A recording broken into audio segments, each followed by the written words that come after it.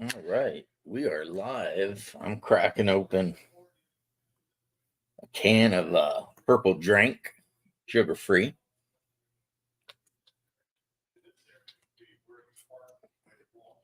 Sunday, bloody sun. Oh, yeah, I'm not talking about that.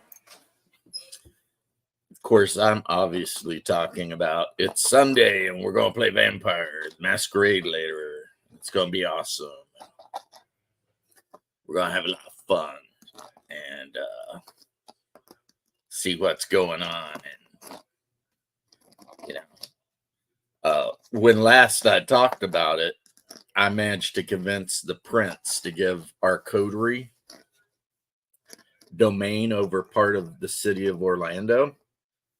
But, being a typical Ventru butt munch, um, he gave us domain over a part of the, see, I got to put one leg up like Uncle Roger does. He gave us domain over part of the city, but it's kind of like ghetto as hell over there. And, there's bad things there. So it's like, hey, how you doing, Mobius? It's like, okay, we we will have our own domain, which is a pretty large domain, you know, but we got to go in and clear out all the thin bloods and caitiffs and various other douchebags that might be hanging out in the area. Like the first time we drove through there in the game, we drove by just to see what was up, and we spotted some thin bloods hanging out on a corner selling drugs or something. And if they're thin bloods, they're definitely probably caitiff. So uh, have to talk to the boss lady and see how she feels like it should be handled. Because, you know, you can't trust me to make these decisions. We need someone a little bit more sane making these decisions, and that'll be Victoria. So, because if it were up to me, one, my character's aristocracy, his nature, because he was a member of aristocracy and everything like that. Two, he's incredibly violent anyway, part of the curse. And three, I believe that the caitiff, the clan, the thin bloods, and all that are harbingers of Armageddon. So my first thought in this situation is to just kill everything. But cooler heads, are like, hold on now. Uh, the storyteller, who is my brother, um, not Hungar, he is still running two vampire games at the same time. And the last time he ran it, it was pretty good. So he was handling it okay. I was helping a little bit with some of the rules that, but I wasn't being obnoxious or questioning his rulings or anything. So learning to be a better player. Because, like I said, you can run a game for so long that you become an awful player because you're just so used to being the forever GM. And then when you finally get your shot to be in the player's seat, you're an asshole. And while I'm not necessarily saying I've been being an asshole, um, between me and you, yeah, I think I've been being an asshole a little bit, because, I've DM'd a lot of games and I wouldn't tolerate someone doing the things I'd have done in a game I was running. You know what I mean? I would have been like, FTF, you noob, this is how it is. Deal with it. And of course, he's not being that way because he's a lot cooler than I am. in that regard. So, need to remind myself of these things. Be like, look, we're all here to have fun. Let's just chill the hell out a little bit. There's no need to get all angry and whatever. And yeah, I mean, that's basically that, right? I hope someone else isn't live streaming right now. I didn't think anyone would be this early. But I did my civic duty and I voted early. And I have to admit, I hate it. But, at least it's done. But in a sane world, there wouldn't even be early voting. You would just get the day of the election would be like a paid holiday. And you would go and vote on that day. You know what I mean? And there wouldn't be all this shady shit. But boy, I'll tell you what, too. And I'm not necessarily talking politics, I'm just kind of talking politics. Talk about the dream team. Freaking my boy Ron Paul has basically volunteered to help Elon Musk with the evaluation of government waste. And something a lot of you guys might have guessed, but never knew is Ron Paul was my boy forever. And I am so proud of his son as a representative of the great Commonwealth of Kentucky. You know what I mean? What's up, Daniel Barry? How you doing, bro? So yeah, I've always been one of those weirdo Ron Paul guys, kill the Fed, etc., etc. And it's like because you never know, things can go a different way, right? If though the guys get in that I want in, then you're going to be talking about Trump, RFK Jr., Elon Musk, Vivek Ramaswamy, and Ron Paul, and Tulsi Gabbard. Any one of the people I just named could be a good president. And JD Vance, my homeboy from Eastern Kentucky, right?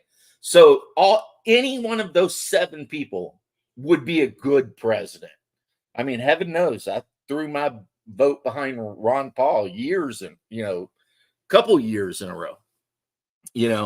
So man, if it all works out, it's going to be like Armageddon in DC. That team rolls in there. If they can even do 1/10 of the stuff they say they want to do, America will be way better than it is currently. I mean, I'm looking forward to RFK forcing the food companies to stop poisoning everybody with all these crazy seed oils and weird ass shit that goes into food. I mean, I'm not trying to sound like a hippie or anything, but that's an important thing for me. And some of you may remember I deleted the videos, obviously, but even back in the day, you might remember me saying, I wish Trump would pick RFK as his VP. Now, I'm glad he picked JD Vance because JD Vance is just fierce as hell. Like, you don't take any shit from the media. You know what I mean? He rolls in, he freaking don't let him slide on shit, right? But Bobby Kennedy, RFK, of course I'm a fan. I mean, and you got to respect the guy. What is he, like 70? And he can still do like 100 pull-ups?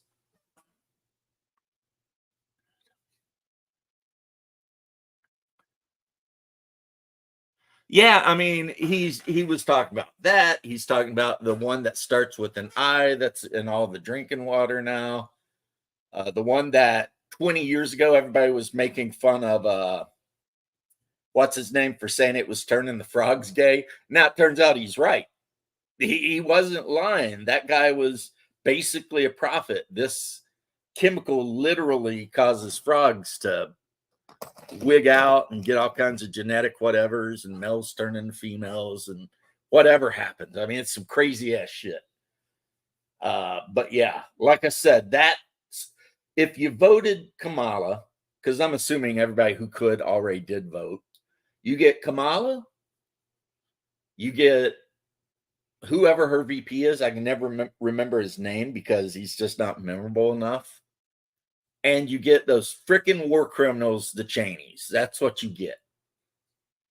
But if you voted Trump, Vance, like I said, you get Ron Paul, Elon Musk, Tulsi Gabbard, RFK, Vivek Ramaswamy. I mean, and probably more. I'm not even thinking of, right?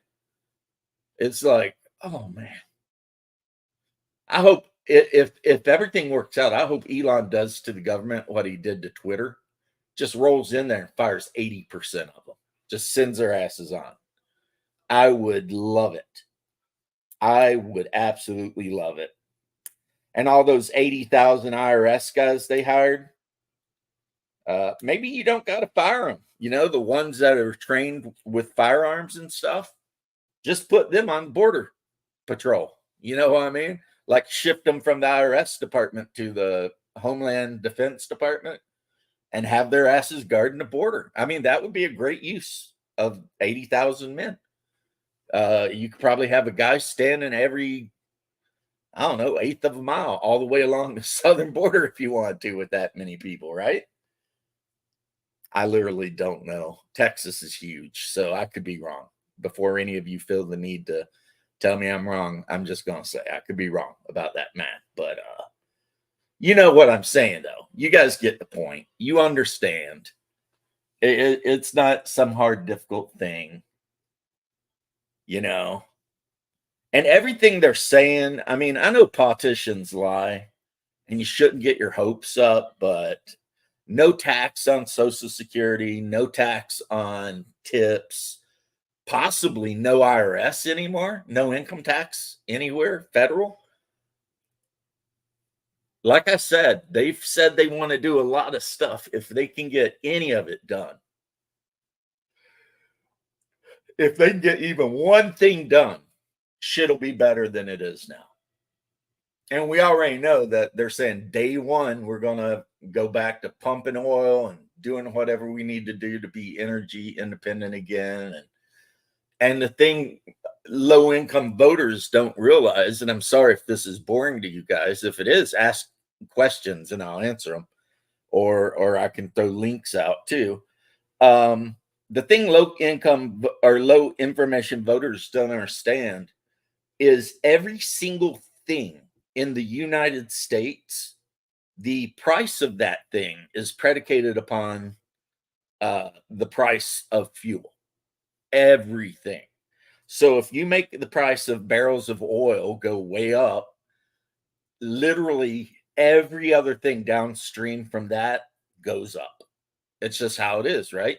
And it's so funny when you talk to people and they're like, they just don't get it. You know, it's like, you know, if you can get oil back down under like as far below $50 a barrel, I mean, gas prices will drop by half.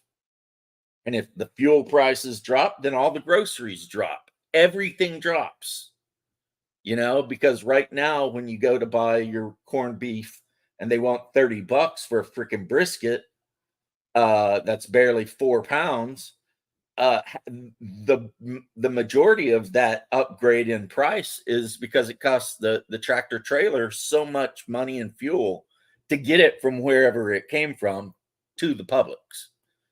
And it's like, you know, my family has a lot of people with like incredibly high levels of education. And sometimes I talk to them and I'm just like, how did you get a master's degree? You know what I mean? It's like you have a master's degree, a double master's from a very prestigious college, and you don't understand basic uh, supply and demand at all. It's kind of like when they're talking about we're going to build new houses and that should lower the housing prices. You know why lower the housing prices? Reducing the population by about 10, 20 million. Because then every house that these people who shouldn't be here is living in will become available. All of a sudden, you'll go from having a supply shortage to a surplus. And if you got a supply surplus, prices have to come down. It's basic shit. It's basic shit. But there are so many people in the world who just don't live in reality. You know, they just don't seem to get it. And, you know, I hate to say it, but my daughter's one of them. And I love her more than anything. You guys know that. Me and my daughter get along great. I'd do anything for her. And I went to visit her the other day, and my granddaughter was all wallering on me. And that makes being an old grandpa like awesome when your grandkids run up and they want to just waller you and give you kisses and slobber all over you and whatever. But she is one of those people that's a single issue voter. And I'm like, God, why? Why do you got to be a single issue voter? Right? It's like, and of course, you guys probably already know the issue. And it's just like, but why? That is like the lamest shit ever. You know? Now, I will say this. I think the people who are thinking that the female vote is going to all go the one direction, I think they're in for a surprise. I do. Because while there might be some young people, women, that I would probably sometimes also refer to as just straight up whores, that are super concerned about abortion and shit. There's also a bunch of mama bears that handle budgets for their household, and they're trying to stretch that dollar out to feed their kids. And I don't think those ladies give a shit about abortion. So going hard on in the paint on the abortion issue, that might work for the younger whores and grandmas that for some reason feel like killing your kid is somehow right. But for moms, soccer moms and shit like that, I don't know if that's going to go over as well as some people think it will. We'll just have to see. I mean, nothing's a given. Nothing's a given. You know, every day is a blessing. You're not guaranteed anything. That's just the nature of life, right? But we'll just have to see how shit works out. Personally, like I've told everybody, if what a lot of people consider the worst happens and we have another 4 years of Joe Biden policies, well, don't let it get you down, man. You know, we could still talk about gaming and hopefully ignore them until the next election cycle. And by then, it'll be Vivek Ramaswamy or JD Vance or somebody running, and that's okay. You know, we'll give it another shot. Or maybe we should just repeal the 19th Amendment because, you know, take the female vote out and the Democrats would never win another election. You know what I mean? But that's the way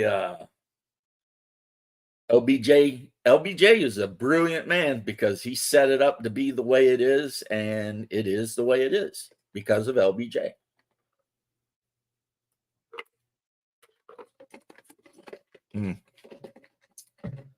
I had to call Grim Jim a retard on Twitter. He posted a picture of like some anime chick, like barely dressed and, you know, whatever. And he's like, vote blue so that you can get laid or some shit. And I'm like, I don't know. Some people might say I was harsh to him, but I just said, look, you are a welfare recipient in England. STFU, you know? Hey, James, how are you doing, man? Good to see you. And yeah, maybe it's mean for me to be that way with the guy, but those of you who've been on, listening to me this last couple of weeks, I have lost all tolerance for people from Europe having an opinion about what we do in America. I've lost all tolerance of it. And if that means that some people don't like me, well, I don't care. Because if you live in a country where you have no rights and you can be thrown to jail for posting a Pepe meme, STFU. Don't try to tell us how to run anything. You're basically slaves, You are literally, well, at least in my opinion, you are slaves to your government. They own you. And they can do whatever they want with you. And you got to have a license to walk down the damn street. That you remember that joke about the British? Boy, you got a license for that. Off grid. How you doing? Again, James again. Good to see you. I mean, that was like a big meme that we used to make fun of the British for, because in Britain, you apparently have to have a license to basically do anything. Like anything, right? So it was like, oh, you got a license for that, right? But then they want to have opinions about our politics. It's like, dude, you've already lost. You are the hell that people over here on the far left would like us to be. And the thing is most of us, we don't want that, right? Not to be like super hyperbolic, but I like to think my ancestors didn't spend, however many years they spent killing redcoats so that we could end up like them bastards. And then I'm like that, I'm like, you guys gave away all of your rights. You turned everything over to the government 100% fully. They have betrayed you. They're literally trying to replace you with military age men from anywhere.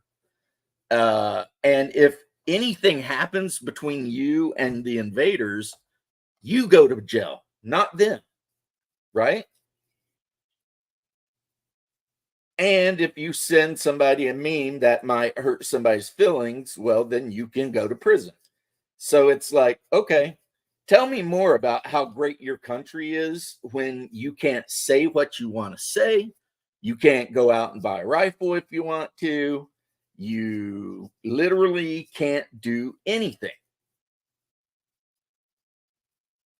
except work and pay massive amounts of taxes for a healthcare system that frankly sucks. There's a reason every time Mick Jagger, one of those douchebags, needs a heart surgery, they fly to Mount Sinai in New York. They don't go to their health system. What's up, Deckard? They never do. And it's the same for rich Canadians. If you're a Canadian and you got a lot of money and you got a health issue, they don't go to their own socialized health bullshit. They cross the border and go to an American doctor. I mean, now, do I think it's fair that American medical shit is expensive as it is? No, that sucks. It'd be nice if they could lower the price, but yet again, getting something for free isn't really great if the thing you're getting for free sucks. You get what I'm saying? It's like, hey, we're going to give you free medical, but it's going to suck terribly. And chances are you'll die of something that in America would have been an easy fix.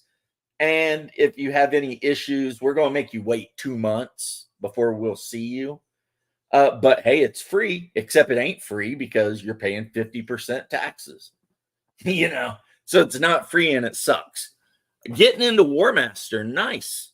There are people on Etsy that sell 3D printed War Master armies, and they're very reasonable.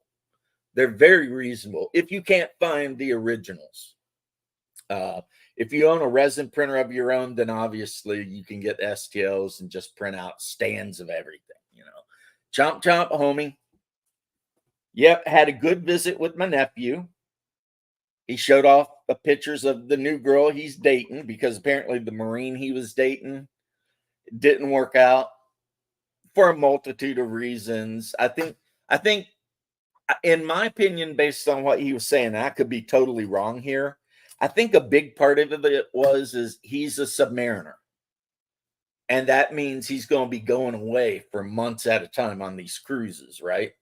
Because he's on one of the boomers. And she just, you know, she just wasn't down with that, you know what I mean? And she was a captain in the Marines in like logistics. He said she barely did any work. But, you know, it just, and it's good that they figured it out before it went too far, right? I know I'm just rambling, but that's because I guess I could tell you I finished up my Spartans. They're done. And, well, okay, they need a wash. They look good. Warriors of Chaos, nice.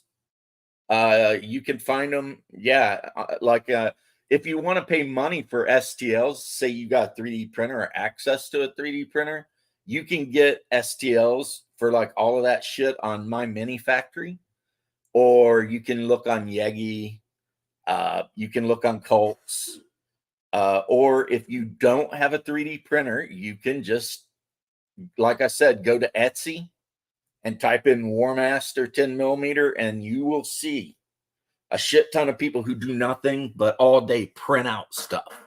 And they'll sell you army deals, individual units, whatever you want. And Raptor Jesus, Shark, hoorah. Okay. I said that like a Marine too. Hoorah. That's it, because in the Army, it's hooah. We go to hooah school, which is you get PT'd until you poop yourself. But yeah, Raptor. What's up, homie?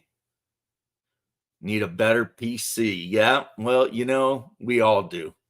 Mine start doing something weird for every now and then when I'm watching like YouTube and I'm scrolling through the videos, not actually watching a video, just scrolling through it. The screen will just go black and then it'll come back. And I'm like, the fuck is that? You know, I mean, it's got McAfferty or whatever on it. And it says I don't have any viruses or anything. So I literally just have no idea what in the hell it's doing. Dating in the military, that's why I told him, I said, do not rush it, bro. You're going to be gone half the year incommunicado, because when they go out on those boomers, it's like you are cut off from the world, you know, because we don't want anybody knowing where they are, because we're not dumb, right? It would be dumb to build all these giant nuclear submarines and then like advertise all over the place where they are all the time. That would just be stupid. So when he goes, he's gone. And whoever he ends up with is going to have to be able to handle that life, you know? I mean, that's the thing. I think back in the day, you weren't even allowed to get married if you were in the military. They had rules about that shit. You didn't get paid extra if you got married. It was like, the idea was you did your short enlistment and you just got out and then got a family and did whatever you're going to do. Or you stayed in your whole life because you loved killing people. I mean, to put it bluntly, that's pretty much it. You just really, really liked fighting wars. So you stayed in the military forever because you didn't want to miss any wars. And you know what? I respect that. I got no problem with that.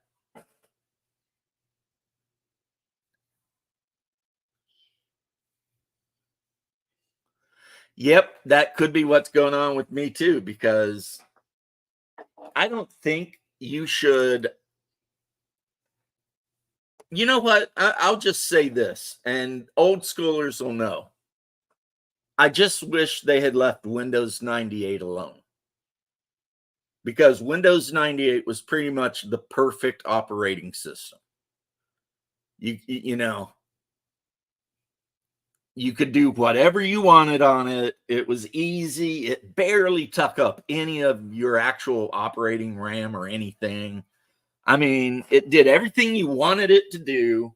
It was, in my opinion, the best version of Windows ever made. And yeah, eventually they made it where you just couldn't have it anymore. You know, like nothing worked with it anymore. It was just because then they wanted you to buy all these other new Windows. And it's just like,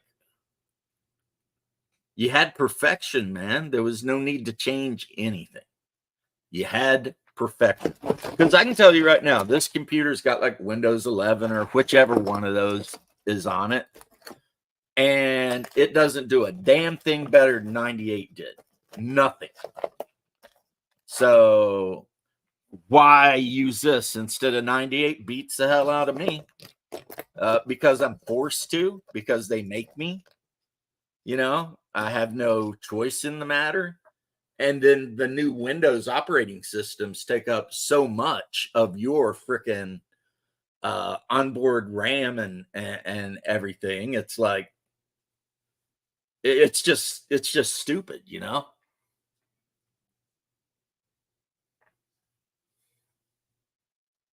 Linux is a great operating system if you are willing to put in the work to actually get it to work. You know, because you got to download it and then you got to go in and do the kernels and you know look out for like program uh, conflicts and all this stuff. I mean, but pretty much once you get it installed, it's beautiful and almost unhackable. You know, it's like nobody's going to be able to drop a you know malware or something on you if you're running Linux. It's just like whatever. But for some reason, they never made it easy to use. At least not for a Luddite like me, you know? I need something that just goes on and then you know, works out of the box. See, that's what they needed, you know? Because the joke back in the day is you basically had to be like a super genius super villain to get Linux to run because of all the different steps that you had to take, you know. Um, they even had like an animated meme about it, you know, it's like I've got a Beowulf cluster of mutant cyborgs and fembots with a penchant for evil. You know, this guy's talking about his Linux. Since I've went to Linux and he talks about all the how amazing it is, you know, because the last thing you want when you're negotiating with the government for the price of the moon is to see the spinning wheel of death, right? So, you know, you got to go Linux because it's stable and blah, blah, blah. But like I said, I'm talking the 90s. And back then, yeah, if you wanted Linux on a computer in the 90s, you had to do some work. And 98 was so good, you could run every game. You know what? Back in the late 90s, early 2000s, we had better games than we have now, too. Like the graphics might not be great, but Age of Empires 2 is the best Age of Empires ever made. The new Age of Empires isn't even close. It isn't even close. That was back when you bought a game and you actually got the whole game too. That was a neat time, you know. Like you'd buy a game and it would be a CD-ROM and like you owned it and everything would be on it, before game companies started getting super crafty. Like the Beastie Boys said, they're crafty. They get around. They crafty, man. They always down. Well, it's she. But, that's the game companies. They start selling you half the game and then wanting you to buy the other half of the game as DLCs. And I'll tell you one thing I absolutely hate, and I don't know, I think it's EA that started this, the whole you have to be online to play the game. It's like, I absolutely hate that. Unless I'm playing an MMO or a first-person shooter, like, From TechGearLab.com. Specifically, these are first-person shooter, FPS, games like Call of Duty. Alexa, shut up. Bing. But basically, yeah, unless you're playing a game specifically to play against other players online, there should never be a single player game made that requires you to have a connection to the internet. That is so stupid. I mean, whatever. Let's see. Shai Malama on Twitter. What are you voting? Didn't see the hat. Never mind. Yeah. I'm voting for the 7 best people that any one of them could be president. I'm not voting for the cackling chick that got her job for, blowing some dude in San Francisco. That's just my opinion on that. Because Ron Paul, I've already voted for numerous times back in the day, and Elon Musk, and Tulsi Gabbard, and Vivek Ramaswamy, super genius, and then JD Vance, Trump, and Bobby Kennedy, all on the same team. Get the F out of here, man. That's a dream team. And you can't even say that's a Republican thing. The motherfuckers on the team are Democrats. You know what I'm saying?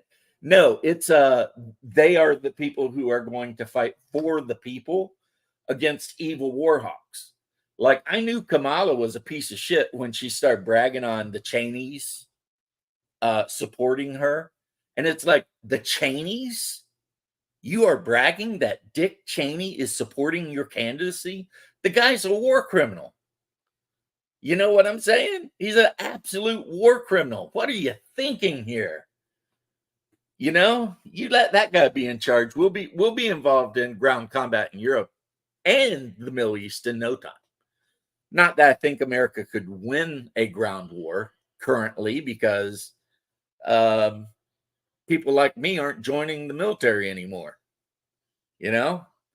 All the old Gen Xers from the hillbilly places and from the ghettos, they're not joining the military, because they're advertising. They want what's her name with her 2 moms from San Francisco.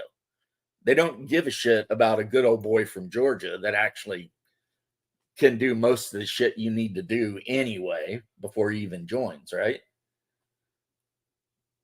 That was the Army when I was in. Hood rats from the inner city and hillbillies, as far as the eye could see. And the occasional Mexican or something every now and then. But James, Cardi B and J-Lo are supporting Kamala. Yeah, and J-Lo, according to, I think Salty Cracker, I could be wrong, has fled the country. She fled the country because that bitch is neck deep in the Diddy shit. Right? Have you noticed that basically almost every movie star that's come out in support of Kamala is involved in the Diddy thing? And they're saying that this whole Diddy thing could be actually worse than Epstein Island. I mean, crazy shit, man. I was watching Joe Rogan and he had Cat Williams on, and Cat Williams was just throwing it down, talking about Diddy offered him $50 million if Cat Williams would let Diddy have sex with him. And Cat Williams was like, no, I ain't doing that. And Diddy tried to flex on him. And Cat Williams was like, you can't flex on me because I don't want anything you got. So, you do your thing and leave me out of it. I mean, you guys can all go look that shit up yourself, but why do you think these people who were like totally against the Democrats and all of a sudden they come around and they're like, oh, we're blah, blah, blah, blah, blah, blah, blah. I love the Democrats because they know. Oh, yeah. I ran Middle Earth role playing in the Gulf because, and this is one of the reasons I love some of the games I love. You only needed one book, right? It had the box set and it had the core book in it and then some standees and whatever. And you could play basically for years. The biggest issue I have with D&D, even going back to my beloved AD&D first edition, is you have to have 3 books just to play the basic version of the game of AD&D, and then if you want Unearthed Arcana and Wilderness Survival Guide and all that, well, that's on you to buy it. But it's just, to me, it's like I can grab my core book for the One Ring and the GM's screen, lay that down in front of me, put the book on the table, and run that game no problem. And all I need is that core book, and the GM screen just makes it easier, The rats are fleeing the ship. Yep, Jay-Z's next. Beyonce's involved in this bullshit. Pretty much everyone that came out and supported Kamala is involved in some satanic pedophile bullshit. Allegedly. So it's like,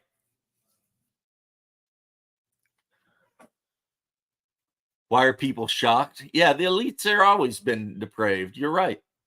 That's what happens. Well, you know what the saying is? Idle hands and all that. And that's what it is. When you got $100 billion, unless you're like, a autist like Elon Musk is. I don't think he's autistic. I think he's the other thing, Asperger.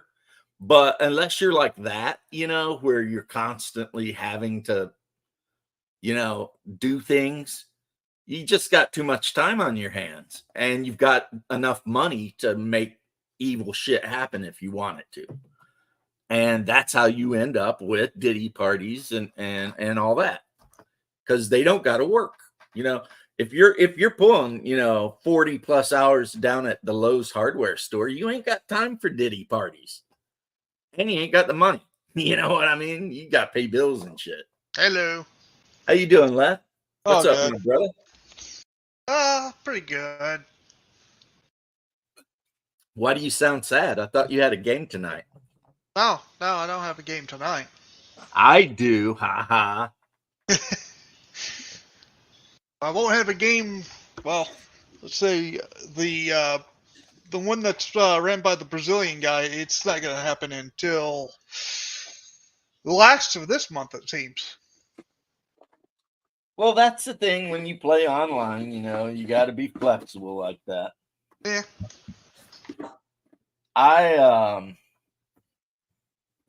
We had one guy call out, but usually, unless like almost everyone calls out, the game must go on. Yeah.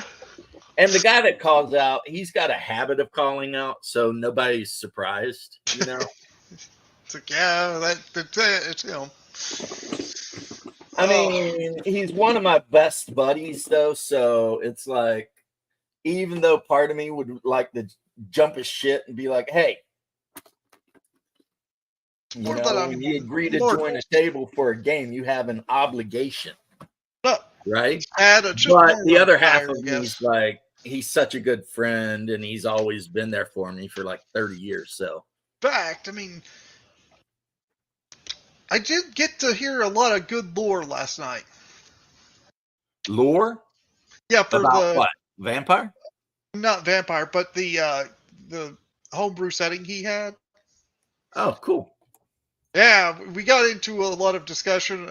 We got to talk about a lot about how the room system works in this. Oh, he didn't ban your character like I said I would, huh? No, I misread the thing anyway, so I didn't even do it. Maybe It I'll was have to get in contact with this guy somehow. the Be whole like, thing look, was a mistake anyway. I'll be It like, did. look, I'm a bro of Let's, but I'm telling you right now, tell him he can't play that gnome. AD&D does in fact rock. And when I run AD&D, I run first edition, but and this is where some people disagree with me and whatever, I use the Wilderness and Dungeoneers survival guides for the proficiencies and just the fact that I love those books. That sounds like a good help. Because the characters having a couple of proficiencies doesn't hurt a damn thing. So, and in my experience, the players like it. And it's not like the proficiencies overpower the game or F up the game and make it suck. They don't. So maybe you've got a guy and he's just really good at lighting campfires. 99% of the time, you're never even going to ask him to make that check. But if you're on the side of a mountain in the middle of a fierce storm with wet timber trying to get a fire started, well, that's when that fire starting proficiency comes into effect.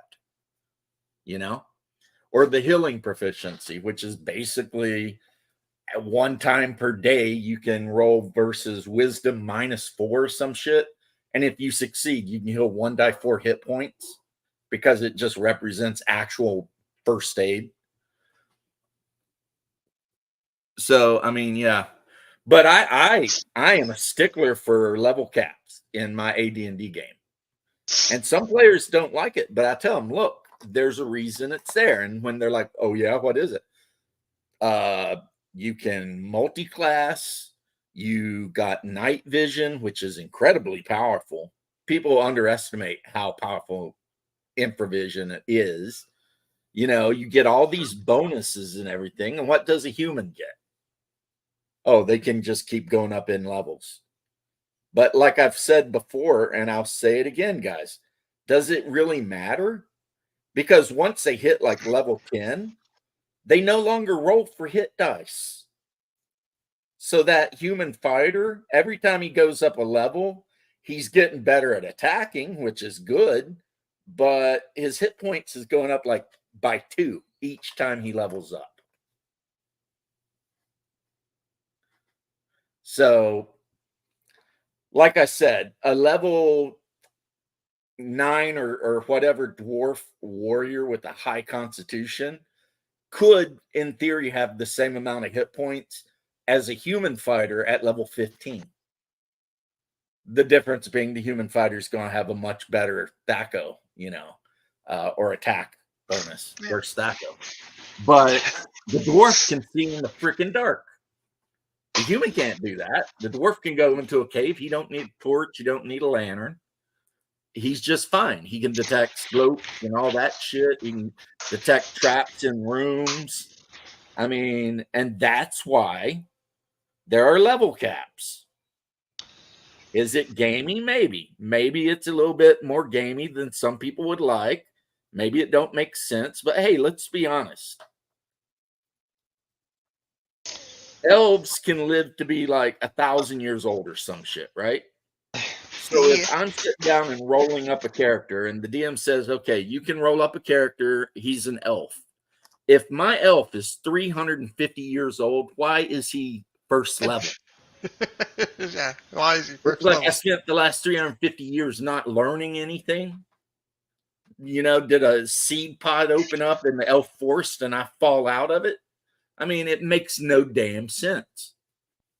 The One Ring handles that.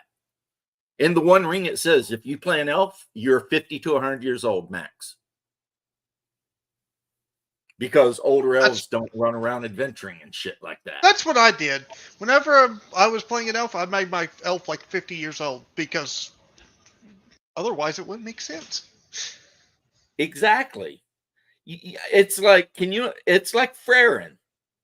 Exactly. If you're playing an elf that's 1,000 years old, how are you possibly going to relate to some cabbage farmer having issues with goblins stealing cabbages or something.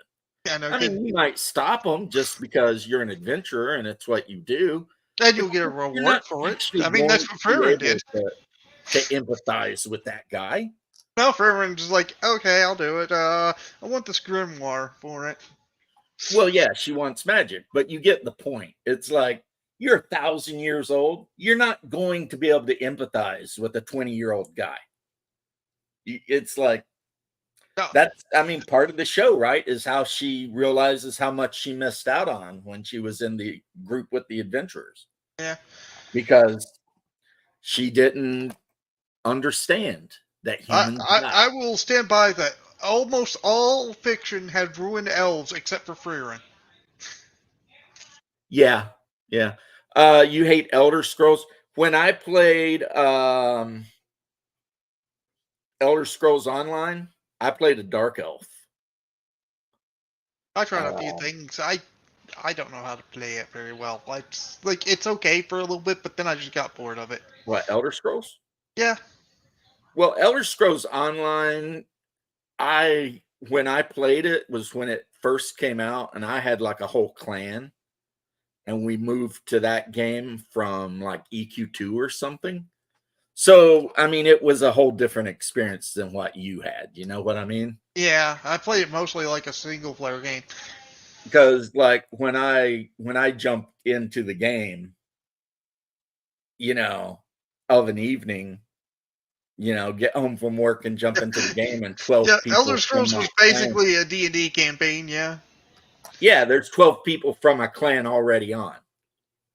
And then it's just like, oh, okay, where are we meeting? What are we doing? And then you go get in trouble and do stuff. And Oh yeah, no kidding. Daggerfall. then it's Fun fun. game. That's what makes MMOs fun. That's one of the things that EQ had on most games is in original EQ when it was owned by Variant before Sony bought it. You really couldn't solo anything that was like higher con than a green. Like, so if you made a fighter or like me a Shadow Knight, you might be able to solo green con rats and shit. And even I then, was it gonna could say- be like a little dangerous, right? Daggerfall Unity, if you play Daggerfall Unity, mod the crap out of it. Right. But what that did with old school EQ is it forced people to group. Because if you wanted to efficiently and efficiently is the word I'm looking for, use your time gaining levels and shit, you needed to group. You had to group. And so you could log on to the game without a clan. And the first thing you'd be doing would be like broadcasting, you know, level 5 Shadow Knight, looking for group. And some days you might spend 3 hours doing that and never get a hit. And some days you might get into a group and get levels and make friends that you end up gaming with for like the rest of your entire life, you know, even though they live in Canada or, you know, somewhere else. So, Hungar, links in the WhatsApp if you want to pop in and say hi real quick. Also, I'll be calling you 6-ish for the game. Also, Tracy converted her character from 2nd to 5th. She said she wanted to give it a try. And I told her, hey, yeah, give it a try. If you don't like it, you got your other character. And she finally spent all the XP. Chick had 86 unspent XP. Dang! I wouldn't mind. Yeah, for World of Darkness, that's pretty much a year. No kidding. That is pretty much a year's worth of XP she had. And I'm just like, what have you been doing? She's like, I don't really know what to raise. So she started raising attributes and abilities and capped out a couple of disciplines. I think presence and fortitude because she's a Ventru, and Not I bad. kind of thought she would go with dominate too, but she didn't. She left dominate at like level 4. Ah, So the Uh, level 5 of Dominating 5th edition is crazy. Basically, it's not its own discipline, it just modifies the level 3 discipline, which is compel, where you can compel people to do stuff. The level 5 one, you can compel them to kill themselves. Because the level 3 compel, you can compel them to do about anything except harm themselves. But level 5, if you're playing a Ventrue with level 5 dominate and a cop run up on you, you could literally look that cop in the eyes and say, pull your pistol out, put it in your mouth, and pull the trigger. And if you win the test, they do. Of course, then you're going to take a hit to your humanity because, I mean, that you is just pretty dark. had a guy kill himself. So, and with her level of fortitude, she's got such a high level of health.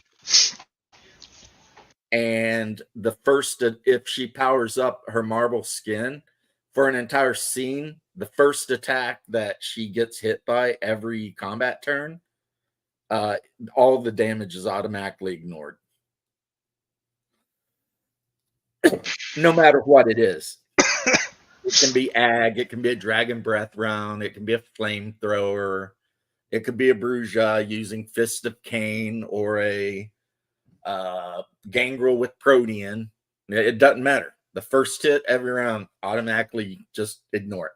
Didn't happen. And then, like I said, she gets to add that fortitude to her health points too. So she's probably got the highest level of health in the game. Not bad. Not bad at all. Well, And we'll see how she likes it. But I think she'll like it okay, because once I actually sat down and read how the hunger dice worked and everything like that, I realized that it is a better version in one way at least. And that is that the vampire is constantly dealing with hunger. So the vampire's desire for blood is always there. Whereas if you're playing second edition, which I love, or any other edition, as long as your blood pool's pretty full, you're good. Right? And if you're playing like an 8th gen vampire, you got like 15 blood points.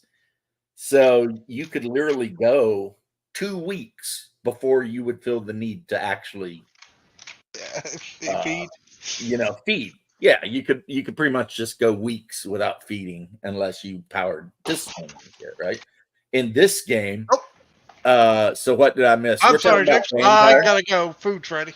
Oh, cool. And I'll see you. making his dinner. Oh, you got everything ready for? Okay, awesome. Awesome, getting shit ready. Good. That's what I like. I think tonight, Hungar, we're going to roll into the west side of Orlando and probably kill a bunch of caitiffs, maybe. I mean, we might talk with them first because I have a feeling that Victoria, the Ventrue, is going to want to chat them up a little bit because her character is definitely the social, let's talk about this character. But if they don't basically capitulate, then that's where I come in and I would just beat them all to death. So whatever, that's what our coterie is doing. We're trying to dominate a domain in West Orlando. So, yep. Looking forward to it. But you know what? I think as far as running games, I like AD&D, OSE, and next Sunday, depending on how it works out, I will be running the One Ring for Hungar, my brother-in-law, my wife, my sister-in-law, and whoever else wants to play from the game group. But Man, the only game I actually ever really want to play is Vampire. I don't know why. Maybe it's the lore. Maybe it's because I'm into the whole goth thing when I was a kid. But I just, like I've played fighters and AD&D games, and I've had a good time doing it. But I would much rather play my Bruja character and be involved in, not only the politics, but the whole, battle between maintaining your humanity versus the constant desire to drink everybody's blood around you. And it just appeals to me, you know what I mean? And I think 5th edition captures that bestial hunger better than any edition prior to it. Now, it's not the best game ever, and they definitely should yes, Deckard. They definitely need to square some shit away and maybe release some more stuff to back the game up. But the game's been through 3 freaking publishers. Because 5e Modiphius did it, or White Wolf did it, then Modiphius did it, and then Onyx Path did it, and now it's with Renegade Games, which is the company that does all the IPs like G.I. Joe and My Little Pony and shit. So I don't know what in the hell is going on. But the game itself is no longer owned by White Wolf. It's owned by Paradox, I think, which is the game company that made the second Masquerade video game. The guys that made the second Masquerade video game, the one that had the Malkavian prince of wherever, Seattle, I think, they bought Vampire the Masquerade from Mark Reinhagen. And then, ended up firing him because in the first printing of the 5e book, it talks about, how Brujas could be, skinheads or whatever. And somebody got mad. And so White Wolf got kicked off the thing, Whereas if you look at the first edition Bruja clan book, which comes with a pronunciation guide for the word, it's like, yeah, one of the archetypes you can play is a skinhead. Axe 2, yeah. I need to buy the Axe stuff, even if I'm not going to play it. Gamma World, 1E and Boot Hill. Geez, Raptor. 1E Gamma World. The second best Gamma World, I would tell you. Yeah, the guys from EVE Online owned the rights to make an MMO for Vampire and just never did. Yeah.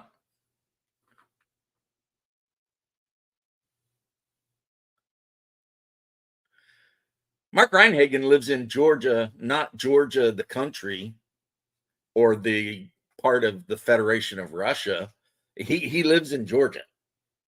Like way back in the day when I was part of the Camarilla, like the LARP stuff. You could drive to Atlanta, Georgia, and he would be there. You know what I mean? Now, if he moved to Georgia, I mean, that's weird.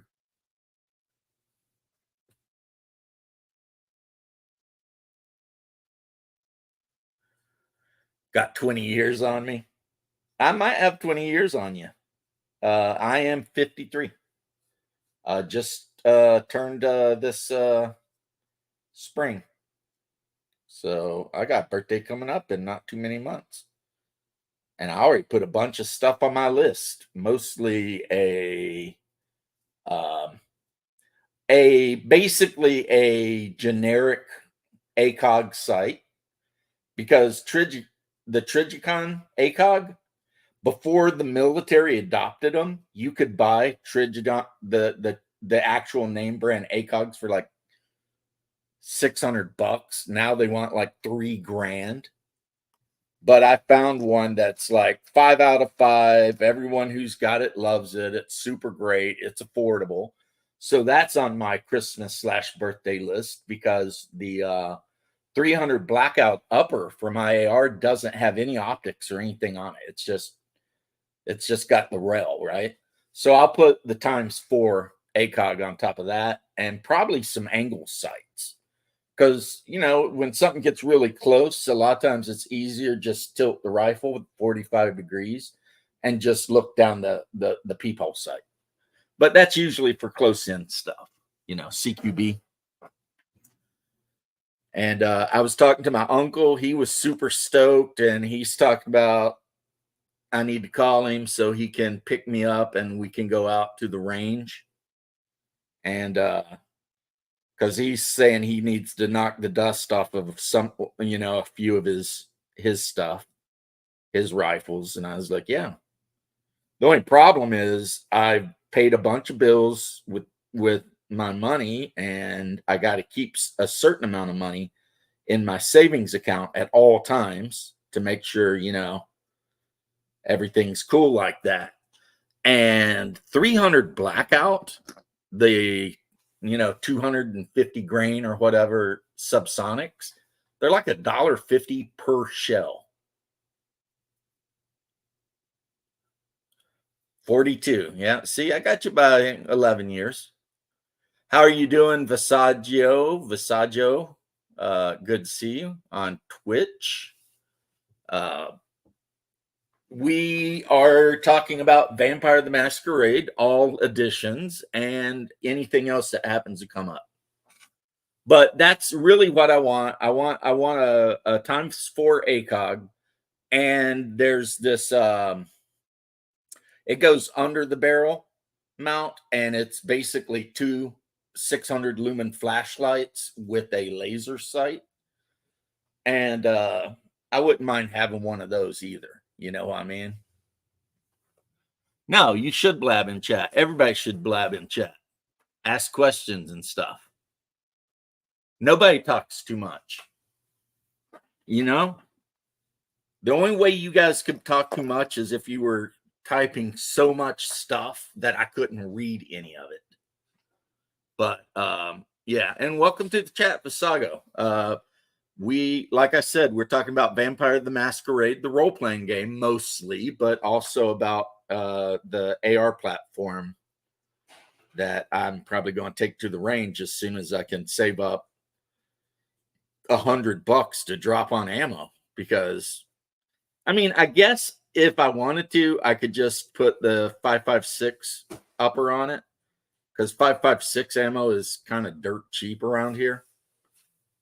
But the whole reason I bought it was for the 300 blackout. So I want to try it out. I haven't been to the range in years because I tore the brachial nerve in my shoulder. But the pain management doctor that I've went to, I told you how they've been going in and doing nerve inductions where they burn the nerve out. So, my shoulder doesn't hurt near as bad as it used to.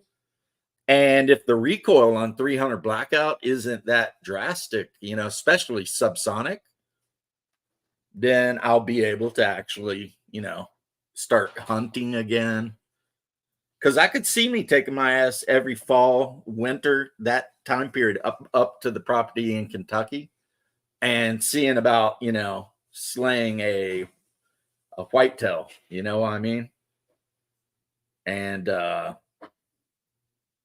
hell, I might even go out on the ranch down here in towards Melbourne and slaughter a few wild pigs.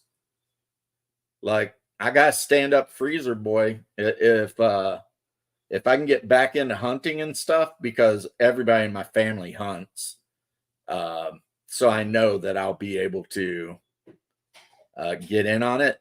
I'll have our stand-up freezer in the house packed full of meat in no time.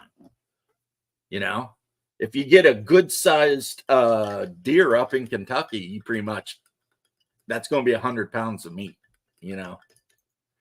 These Florida deer are kind of tiny. They're about the size of a big German Shepherd.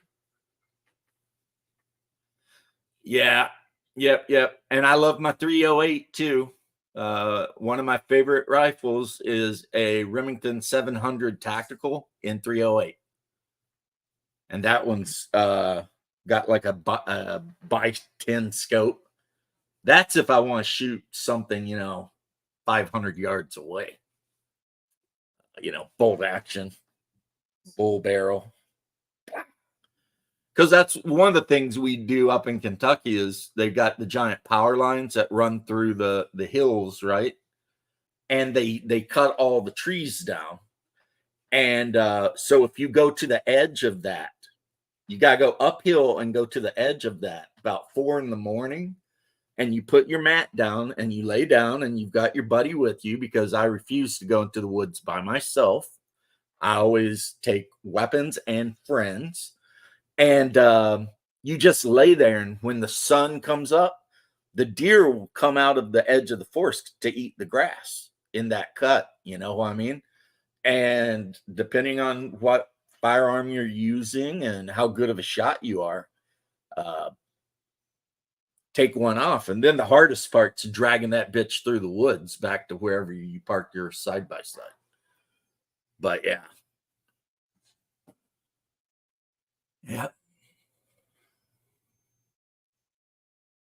Yeah, 5.56 is basically just a jumped up 22 caliber.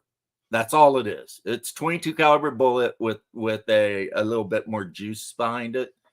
I would never dream of hunting the big whitetail up in Kentucky with 5.56 because I'd be too worried that I'd hit it and wound it fatally, but it would run off and I might never find it. And then you've got a deer bleeding out in the middle of the woods somewhere. It's just, what's the word? It's just unethical. It's inhumane. If you're going to hunt big game, use big guns, right? I mean, makes perfect sense to me. Plus the 5.56, and as a veteran, combat veteran who was trained with AR platforms, M16s, they're not really designed to kill, I mean, they will kill people. Don't get me wrong. If you put a couple rounds in some guy's serum mass, a lot of times they will die. But a lot of times they'll just wound them really bad. And that was kind of the function of the weapon, because if you wound half of the enemy army, then the other half of the enemy army has to take care of the wounded ones. And that then it's all done, right? But it's a good snappy little round. I mean, my drill sergeant, when we were going through rifleman training, he put a M16A1, the one that's full auto, he put it directly on his groin and emptied a 30-round magazine out of it. And we're all standing there watching that.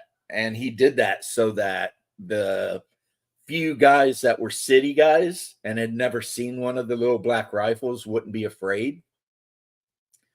So, me, I got my first gun when I was 11. So my first rifle, I was 11 years old. My grandpa gave me a Marlin 22, and I got a 16 gauge shotgun not long after that. So your boy in basic training was not afraid.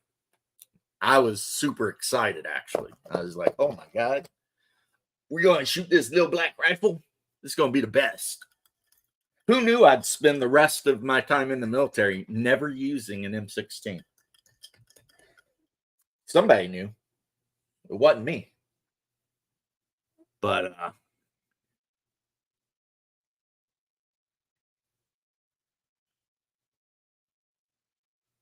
yep, Raptor, that's exactly the thing. If I'm hunting up in the mountains in Kentucky, I would either take, now I don't got it now. I think Hungar might have it.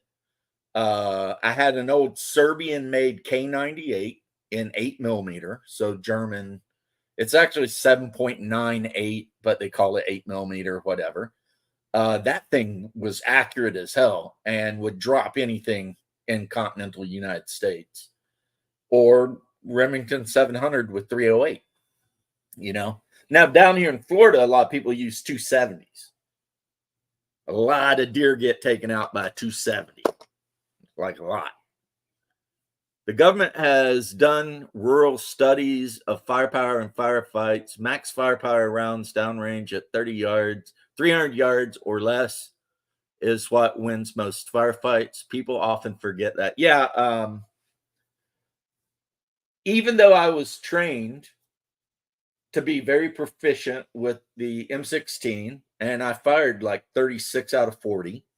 So I was a sharpshooter. I had the badge with like the fancy little wreath on it.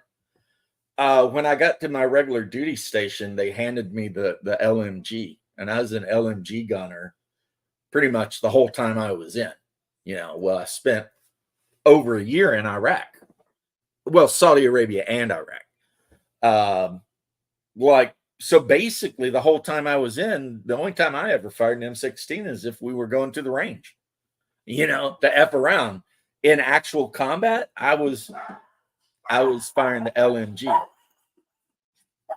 And we all know, hold on. Somebody's knocking at the door. Oh, you're early. Oh, it's Mishka. He's not early. He's just in time, just like wizards. Hey, a wizard is never early or late. It is fall back an hour. Yeah. But that's okay. Send a message out and let people know you're early, and we can start early if you want. But the M14 was 7.62, but the operating system of the M14 is completely different than the operating system of an AR platform. Completely different. Not even remotely close. So the Marines, they loved their M14s, and they were pissed off when they were forced to get rid of them. But I never heard anything about the Army in Vietnam giving a shit about whether or not they had the M16s or not. Okay, I got a question here. Somebody asked if I've ever used a magnifier for painting minis. I have one, but I've never used it. Okay, let's see what's going on with Orlando by Night, which is I'm in their Discord, and there's some stuff going on. Oh, they're inviting me to join the new server. Okay. And then we got our homeboy right here, live to crush your enemies, laugh as they're driven before you, love the lamentations of their women. Now, you guys might call me a little bit of a whack job, but I already backed the new Conan role-playing game at the King level. So I'll be getting all the books, all the PDFs, and 200 and something miniatures, which are miniatures from the board game that Monolith makes. But it's going to be a while. I'm still waiting on my Talislanta book. I paid for it. It's supposed to be out. They said they were sending them out. I haven't got mine yet. I'm going to have to get online with somebody and raise hell about it. What your dad shot in the National Guard. He swears up and down the M16s he shot were 7.62. Served in the 90s.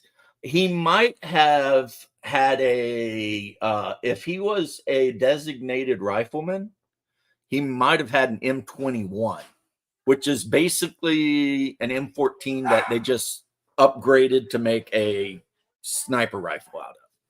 And it fired 7.62. But the M14 had the same operating system as the M1 Garand.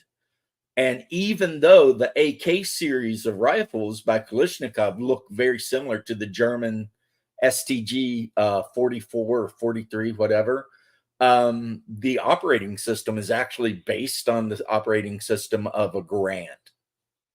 It is nothing like the operating system of the German Stig or MP44. Nothing at all. The biggest difference between an AR platform and a M14 or Kalashnikov is the AR platforms usually are direct impingement gas, which means the gas comes out up a hole, through a tube back and hits the bolt and pushes the bolt back, right?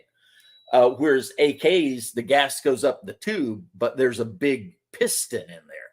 So the gas hits the piston, and the piston puts the bolt back in the battery, right?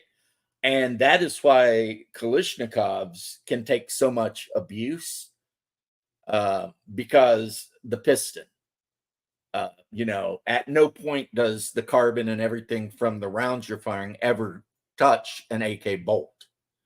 And like newer firearms, like the Scar series by Finfile and all that, or Fabrique Nationale, they generally use a short stroke piston. And my 300 upper for my AR has a short stroke piston. But the 223 is just a straight up, AR platform thing. Come in. Shark uses magnifying goggles to paint with. Yeah, everybody's starting to show up. I guess people didn't know about time going back, but I'm okay with that. I have no problem with starting a little earlier.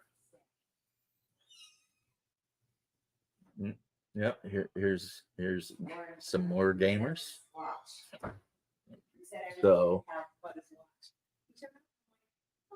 So yeah, I don't use any magnifying anything. But to be fair, guys, you've seen my paint jobs when I've posted pictures, and I paint to what they call the war game level of painting, So I paint them so that they look pretty good at a foot or two away. So that if I've got my whole, like Greek army laid out, it looks pretty good, right? If you pick it up and start looking at it, you might notice I missed a greave here or something's not right. And of course, I didn't paint everybody's eyes and all that crap. But across the table, they look good. And my next major project, which I've already got done, but when I was digging around in the garage looking for Orc Boys to send to the Crafting Gamer, I found this unopened box of Persian infantry. And these are the armies of Darius, Xerxes, etc. And since I already have a Macedonian army and Alexander, I was like, hell yeah, I need to put together some Persians and try and get somebody to fight Alexander, my second favorite human after Jesus Christ.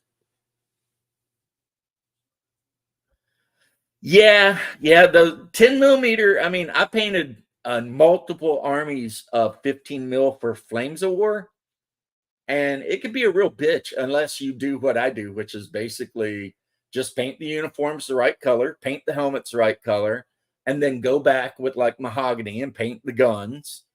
And if it's really noticeable, maybe put a little metallic on the barrels or something, and then give them a wash and call it a day. Like all my Russian troops were basically wearing that kind of khaki brown almost with green helmets and their Mosins. And, when they're on the table, and the fact that their tanks generally weren't camouflaged, I'd just take the Russian green color from Vallejo and just paint the tank, put a wash on it, maybe a little bit of a dry brush to pick out edges,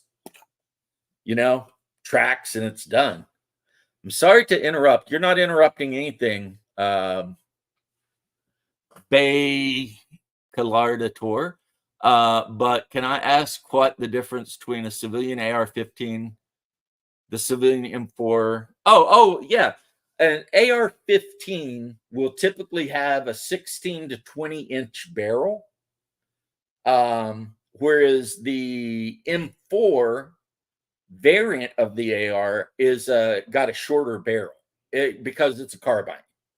So it's literally just everything. It's exactly the same in the operating system, except that one of them's much shorter and is typically something you might want if you're doing a lot of CQB, room clearing, stuff like that, you're a crew member on a vehicle, then you might want the M4. But I don't even know if, yeah, I never even held an M4. You know what I mean? I was in 89 to 93. Never even, I don't think I ever even seen an M4. And also, when I was over in Iraq, we didn't have ACOGs on the top of our ARs. We had iron sights, peephole sight. Nobody got a scope except for if you were the guy, the designated marksman. He had a scope, but shit, we didn't get scopes. That's some high speed, low drag shit right there. ACOGs on everything and whatever, man. Like the machine gun I had, iron sights, baby. But that thing cranking those 7.62s downrange. Oh yeah. I've already told you guys multiple times how much I hated the 249 saw. I just thought it was freaking trash. Yeah, Deckard, if you want to put the time in, you can make a 10 millimeter Army look amazing. I just don't have the patience for that shit. The A2, is the A2 the one that had the 3-round burst?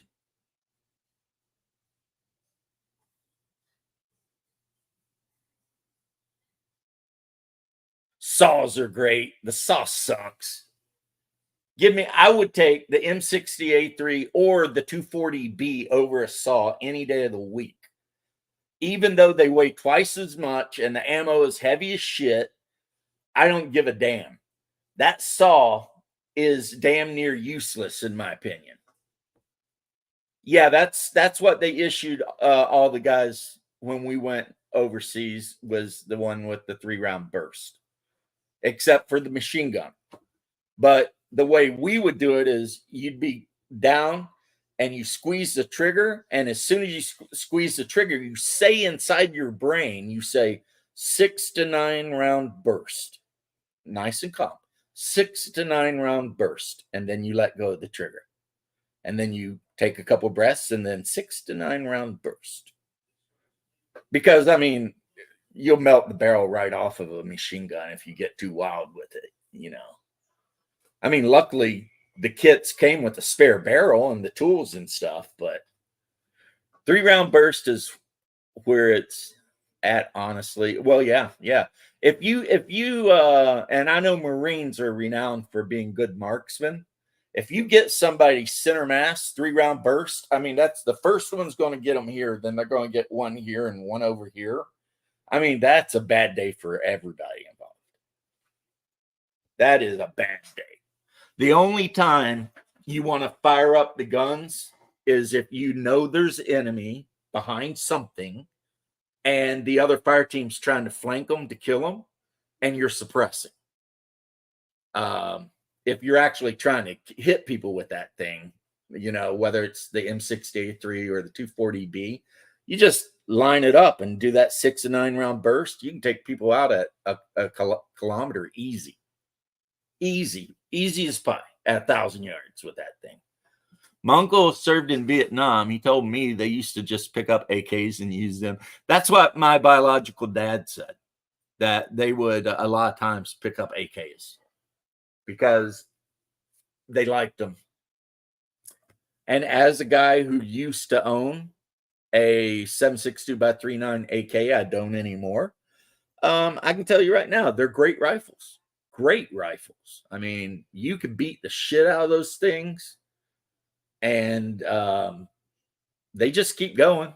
They, you know, I mean, might not be as accurate as an M16 at 300 yards, and you know, might rattle if you shake it, but you can literally piss down the barrel and then run some, 30 weight oil down it on a string, and that thing's ready to go.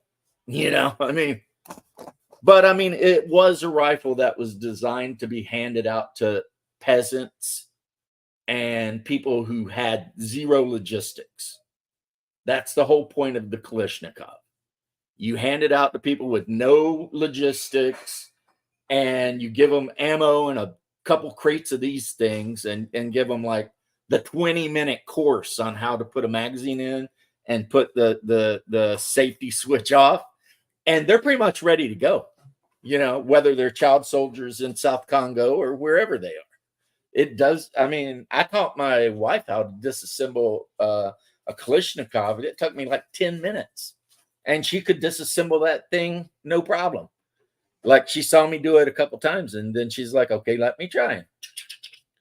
I mean, there's just not enough in there moving around to actually be screwed up. Yeah, mine has that little button on the back, and if you push it in, the little lozenge comes out and you open it up and it's got a cleaning kit in it. But I guess in Afghanistan, places like that, a lot of times they lost that shit. So like I said, if you fire military Kalashnikov stuff, the problem is it has lost salt in it. So when you're done with the firefight, if you don't have ammonia to pour down the barrel to spray in it, the next best thing is to piss down the barrel, because the ammonia in your urine will neutralize that salt. If you don't neutralize the salt, it will start pitting the inside of the barrel, which will cause the rounds to be inaccurate, right? And then after you've pissed down it, you grab some motor oil and a string and a bit of cloth, and you dip that cloth in the motor oil and drop the string down the barrel and pull it through a couple times, wipe down the bolt with the motor oil. It can be 30 weight, whatever, and that bastard will run. Whereas the AR platform, the M16, is a rifle specifically designed for a high-tech army with an amazing logistics system that, you know, was professionally trained operators. That's what the M16 is for. So I'm not a Kalashnikov or an AR guy. I'm a rifle slut. I tell people that. I love them both, right? But a lot of people don't understand that these are two different tools that were designed for two entirely different purposes. And you know, if you put the AR in the Kalashnikov's, you know, wheelhouse, as they would say, it's not a good rifle. It's garbage. You would never want to do that, right? But if you put the Kalashnikov in the AR's position, then all of a sudden the Kalashnikov's coming up short, you know? And I'm talking about the older ones. I mean, I don't know about the AK-15s. They look pretty high speed. And they fire that 5.45 by 3.9 round like the one I have. And that is a hot ass round. It comes out of the end of that barrel at 2,200 feet per second or some shit. And if you get the surplus ones that have the steel penetrator rod in the middle of the jacketed bullet, I mean, that thing is rough. It's rough and it's accurate, and it's still just as tough as an AK. But like, if you were to go over to Afghanistan and hand a bunch of Mujahideen 3 crates of M16s or whatever and a bunch of 5.56 ammo, in 2 months, not one of them would have a functional rifle, because they just wouldn't take care of them. You know, that's why you never see some Congolese soldier with an M16. You just don't see it, because they don't take care of the rifle. And M16s have to be taken care of. You have to keep that bitch clean. You have to know what you're doing. It's a skill, you know. But an AK, like I said, you can fucking throw that bitch in the mud, sleep on it, you know, not take care of it at all. That thing can be rusty as shit, and you can still fire it, you know. It may not hit anything, but it'll still put rounds down range. But people are usually salty when they're in a gunfight. I've been in 3 firefights in my life, and I basically just got ice cold. I wasn't salty. I was ice cold. Like, my emotions shut down and my muscle memory and training kicked in, and I did what was expected of me to do. My thoughts on bullpups, they're back in the 70s, everyone thought that every modern firearm was going to be a bullpup until they realized that if you are laying prone behind some sandbags firing that bitch and you run out of ammo, you have to do all this shit to change the magazine out. And so right. Whereas with an AK or a freaking AR platform, any non-bullpup platform, you empty it, boom, boom, boom, boom, click, hit the button, magazine drops out, put the new magazine in, pop, pop, pop, pop, go at it again. And the AK is the same thing, except it's got a lever. And you just reach up and hit the lever, drop that magazine out, lock the next one in. Some of them will have a bolt hold open, but some of them you have to, cock it every time. So, yeah, the benefits of the bullpup. We're going to go give burritos. Warren had an ulcer so bad he was in the hospital. I don't want to feed him tomato sauce right now. Okay. Because it's super acidic. Hey, you do what you need to do, bad girl. I ain't the boss of you. Yeah, so that's the thing with bullpups. The idea of them seems cool, but in actual battlefield reality, they suck. So there you go. Which is why the French are getting rid of the FAMAS. The British are getting rid of the L85. It's like every military in the world that used to use bullpups are getting rid of them and going to like M416s or shit like that. Like the German army got rid of their own HK whatever.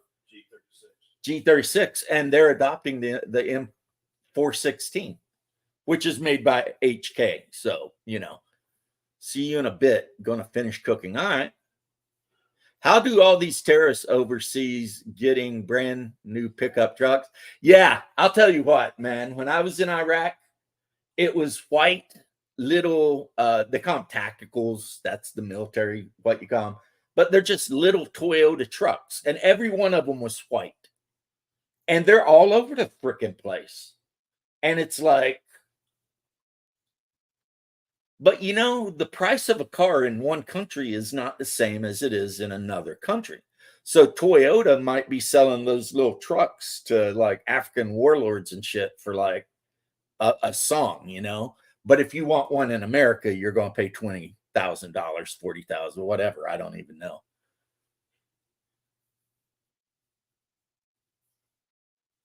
Yeah, a GSG 16, nice. The MP5 is a very, very respectable firearm. I'm also a big fan of the 45 caliber one. The MP5. Yeah, the MP5, but then there was that other one that was basically the modernized Tommy gun. I forget the MP5G. No, it was an American-made thing, but it was basically just a really modernized Tommy gun, and it took a 30 round magazine. Man, that thing. I mean, if you're swapping 45 ACP downrange, I mean, if you hit somebody, they're not going to be happy about it. That's why the American Army went to the. I want the new Smith & Wesson FPC. I don't know what that is. I'd have to look it up. It's the coolest firearm I've ever seen. Oh, no. I am a total slut for FN Scar rifles. Like, I'm literally saving up a little money every month. And when I get enough, like $4,000 saved up, I will buy an FN Scar S1 in 7.62. Just freaking, it's going to happen. I've made my mind up. It's going to happen. I will, before I drop dead, own an FN Scar. Yeah, I don't know I know they're Toyotas. They're little, and no matter where I went, like in Iraq and Saudi Arabia, they were just everywhere. It's like everyone owned one, and Now, I never saw a tactical with like a Russian 50 cal in the back, the 12-7, which is just a 50 cal. I never saw any of that shit, but I know they use them in Africa a lot. You know, they'll mount like Coronets or 12.7 HMGs on the back of those freaking little Toyotas and whip ass around. Well, the F-150 is a damn good truck. So if you want to mount a machine gun on the back of a truck, an F-150 is not a bad choice. You know what I mean? Real men carry 44 Magnums. Then I'm not a real man, because my EDC is a Glock 19 Gen 4. This is my EDC. If I walk out of the house and I feel like I have to pack heat, it's either the Glock 19 or the Smith & Wesson Hellcat, 9 millimeters. I mean, might not hit as hard as a 45, but it carries twice the ammo. So, you know, so you just shoot more. Shark, what's Shark saying? I have a secret crush on getting a Scorpion. Oh, those are nice. The Toyota Hilux. Yeah, freaking Leth is always talking about. I guess you can't get them here. Like Toyota doesn't even sell the Hilux here. Bar M 1918. Yeah. 30-6, fully automatic, 20-round box magazine. Yeah, get some of that.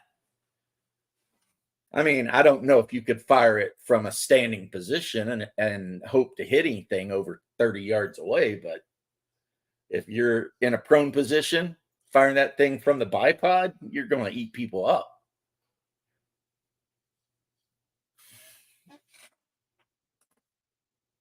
Yeah, see, that's big. Like here in Florida, the law is you can carry basically anything as long as no one knows you're carrying it. It's constitutional carry, but it has to also be concealed.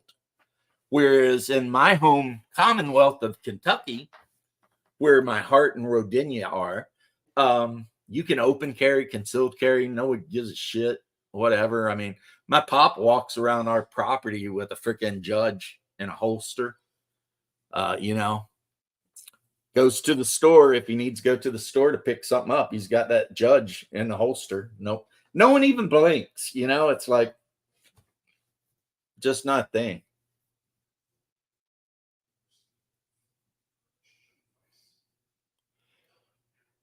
Bay, that sounds kind of, I'm from Eastern Kentucky, the hills and hollers, and the town I come from maybe has 100 people in it. And yeah, you don't want to cross that railroad track looking for issues because you're not going to like it. F-250, I like the F-250. It can handle pretty much anything. I had an old Chevy. It was like an 80-something Chevy with a 350 big block. Man, I love that. Such a great truck. It had a roll cage and everything.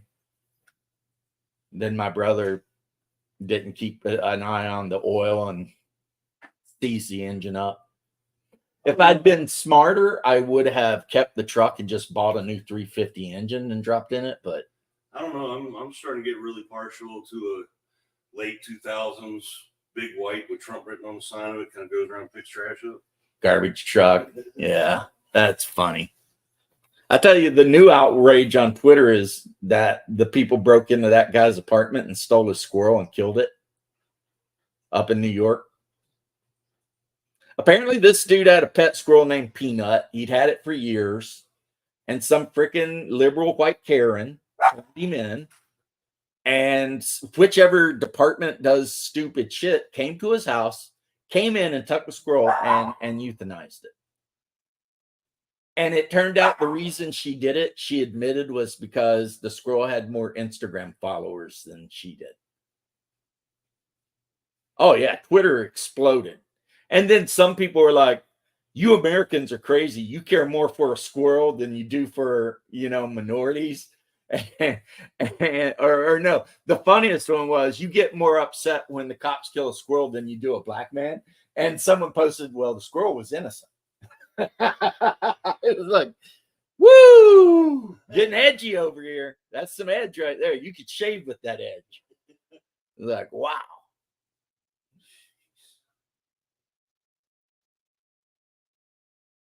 See yeah, that explains it because my boy Leth, who lives in the Commonwealth of Kentucky as well, he's always talking about Toyota Hiluxes. I didn't know those tiny little Toyotas are all over the Middle East. That is the Hilux, but apparently they can't be sold in America for some reason. No emission control. I don't know what the fucking thing is, but I'll tell you what, like they can cut across the desert like nobody's business. Oh, yeah. The Bedouins had them, you know, they just be whipping all over the No, if I freaking remember place. right, the exact reason is because Well, the squirrel was innocent. That's exactly what the guy said. And everybody was just like freaking out, you know, and of course I just laugh. I go on to Twitter to do two things: post Pepe memes and talk about D&D. That's it. And if I'm not posting Pepe memes to piss somebody off, I'm talking about D&D or other role-playing games. to piss somebody off. No, actually, if you get me talking about a role-playing game, I am a very congenial guy. I mean, Unless you want to start talking about thirsty sword lesbians, at which point I'll probably block you because I'm not interested in any of that weird shit. But if you want to talk about pretty much any other role-playing game on the planet, I'm down. I was going to Yeah. say we could go back and point out some I review D&D 5e videos. Oh my goodness. 5e. 5e is not bad if you played with just the 3 core books. It's just everything they added to You it gotta just made it admit, worse. The best thing they ever did was make Waterdeep San Francisco. Dude, you don't even want to know about the new D&D stuff. The storytellers here. in this. I've heard some shit, and I'm just like, I can't. So if you hear someone in the background, that's what that is. Yeah. You don't even want to know about it. It's like, and the new Ravenloft stuff, it's like the bad guys or the good guys that they've shown for Ravenloft look like they should be the bad guys. It's like World of Warcraft. Oh yeah, World of Warcraft. I tried that, but I never got past like level 39. I had a human fighter and I had a shadow priest, but I just couldn't get into World of Warcraft. The game that kept my attention the longest of all time was Dark Age of Camelot. I played the shit out of Dark Age of Camelot for like 8 years straight. And I would play that game like 4+ hours a day for like 8 years straight. And my wife played, all of my friends played, my friends' wives played. We were all in the same guild. We had like 100-something people in our guild on Palamighty's server. And it was just like freaking log on, see who's effing around in Hibernia because I played the Irish side. And then go put the boot to them and run their asses back to Midgard or Albion or wherever the hell they were from. Yeah, it looks like something from a modern. I'm assuming you mean as young adult. I'm thinking the YA whatever that the Japanese use for their novels about tween homosexual men, which are apparently very, very popular in Japan for some reason. Yeah, I don't get it. I mean, it's like you almost want to grab all the people that work at Wizards of the Coast and just smack them and be like, you had one job. And it's the easiest job ever because you had a bunch of other editions that already came out that were designed by way smarter people. And literally all you had to do is copy all the best parts and put them in a book. And you couldn't do that. Because it's like Kathleen Kennedy said about Star Wars. There's just not enough material to go off of to create new things. So No. It's so hard. Kathleen Kennedy said, put a chick in it and make her gay. That was South Park, but the Mass Effect trilogy is pretty good. The original 3. Fuck Andromeda. He said he just started the Mass Effect trilogy. Okay. Yeah. Yeah, it's pretty good. The Legendary Edition is a wonderful, wonderful upgrade to the original trilogy. I only play Warhammer Fantasy Roleplay 2E or AD&D 2E. Both of those games are A-okay in my book, Deckard. Warhammer Fantasy Roleplay 2E is probably the best Warhammer Fantasy Roleplay ever made. But 4E has so much support. Like Cubicle 7 is putting shit out for that like all the time. So I boned Ashley. Is Ashley the black-haired woman that's really standoffish and might work for the smoking man or whatever? Is that Ashley? Because when I played it, I ended up marrying the chick in the suit. That, like, she couldn't take the suit off unless she was in like a completely sterilized environment. That's the one I ended up getting with. I tried like hell to get with Ashley and never could. So to be fair, I almost feel bad because I settled for the chick in the suit. I'm a sucker for hot white chicks. Who isn't? I mean, who isn't? Literally. Everybody's a sucker for hot white chicks. That's why we get in trouble.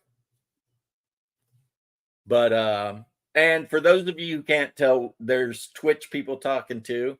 So if I start going off on something completely whatever, that I'm answering the Twitch guys. Tali Zora, maybe it's been so long. I mean, I played those games 14 years ago or 10 at least. I mean, yeah, it's been so long. I don't remember much about it, really. I just remember it's fun. It was a good game. It's kind of like the original Dragon Age was really good. And apparently the new Dragon Age is really bad. You talking about Veilguard? Yeah, apparently it sucks really bad. Well, they fucking destroyed it and they decided to make the collector's edition $119 or $129. Vacuum cleaner cosplay. Well, I think what a lot of people said destroyed it is when one of the female characters misgenders another person while she's telling a story. So she does push-ups because every time you do something wrong, you got to do push-ups. That's how her mercenary band works. Yeah, you're giving me that look of non-belief. I shit you not. I saw it on It's a Gundam, I think, or Razor Fist. One of them made a video about it. And literally it was like, it's a bunch of fucking horrible looking. The models look horrible. They're super freaking, super flamboyant, gay looking. And literally a woman misgenders a they, them, and then does push-ups because to remind her not to misgender they, thems or some shit. I watched that scene and I was just like, yeah, that's a game I'm not buying. You know, it was like, that's another sweet baby got their claws in it. I like the old one where you could like hook up with the witch and she would give birth to a monster baby. Well, the Antichrist that she walked off into the wilderness to have. You knew I was hooking up with a hot goth chick. There was no doubt. The hot, kind of scary goth chick. That's my weakness, man. That and big titty Puerto Ricans. So, you know what I'm saying? And a lot of Puerto Rican chicks used to be into the whole vampire lark too. So, like shooting fish in a barrel. Cricket, come here. Yeah. So hopefully the girls decide to go to Taco Bell and pick up some of those value boxes. So we'll eat some Taco Bell and play some Vampire the Masquerade 2nd and 5th edition. The church assassin girl. Yeah, that. Did you see the scene where she tells her mom she's non-binary? Yeah, it's like Like in the old game, none of that shit really came up. If you wanted to bang the hot witch or even the blonde-haired dude, you could do it. I mean, it was pretty much a free for all. But now it's like, but there's this dude, I watched some of his videos, and I don't even know how I found his videos. It was just auto playing, and he's a black guy, and apparently he's gay. He's a homosexual, right? But the whole video was about how mad him and a bunch of gay people are getting at the T's and the Q's. Because he's saying, what did he say? He's like, as a gay man, I absolutely believe there are only two genders, men and women. And I like churros. I don't want a taco.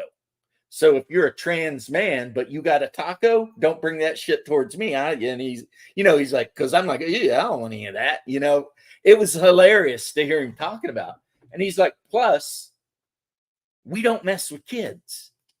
He's like, so I guess the L's and the G's and the B's are trying to actually distance themselves from the T's and the Q's and pluses. I mean, I'm sitting here as an Orthodox Christian thinking that's pretty hilarious, but I understand where he's coming from too. He's a guy that likes penis. Okay, it's a sin. He shouldn't do it, but okay, fine. But some of this other shit, like non-binary, they, them, headmate, whatever shit, my brain just hurts when they start talking because it's like, this doesn't sound like reality, like a butch dyke liking women or a gay dude liking men. Okay, that's easy to get it in your brain, even if you know it's a sin and they shouldn't do it. At least you can understand it. But when they start going into wolfkin and fairykin and dragonkin and tri-binary and all that shit, yeah, I just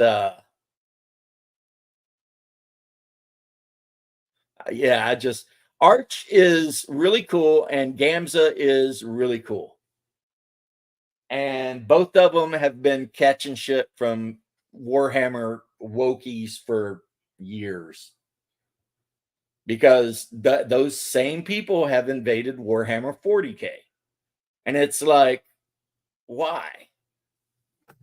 Why? Artemsvor. How you doing, Artemsvor? How do you think Senator Serge Bidlow could have been president of the United States? I don't know who Serge Bidlow is. Serge Bidlow. Are you trying to get me to say like something dirty? Because that's happened before. People have put words together and then I end up saying something I really didn't want to. Serge Bidlow. Yeah, I don't even know who that is. I like Senator Luna, DeLuna or Luna, whatever. I like her. Everybody got mad at her for posting a picture of herself at the beach. And it's like, I see no problem. The people who were mad at her for posting the picture of herself at the beach were fat landwells with weird hair.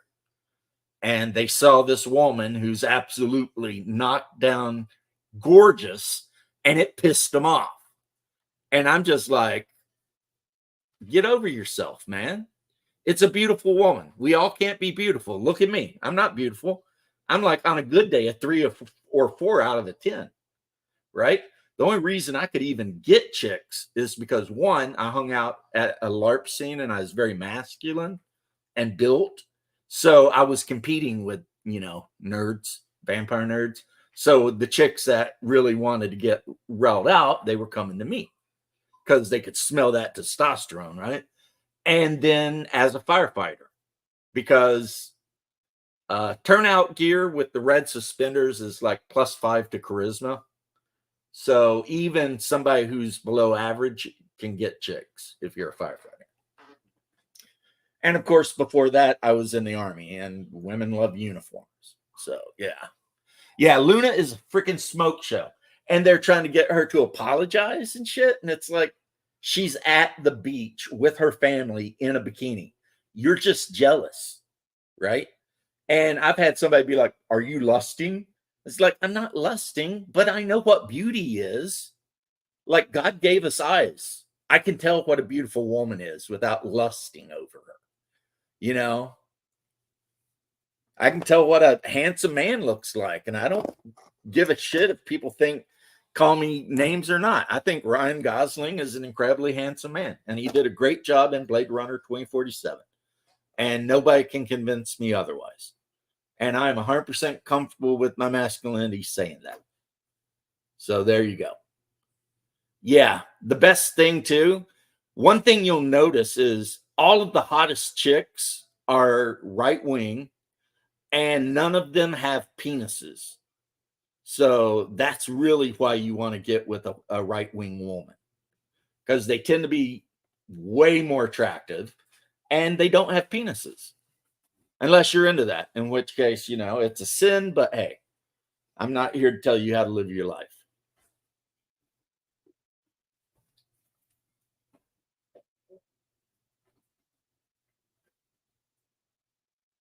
Yeah, they are not your echo, 100%. Just like I always say, if you're ever going to date an ER nurse, be comfortable with the idea that she's getting banged by firefighters on occasion.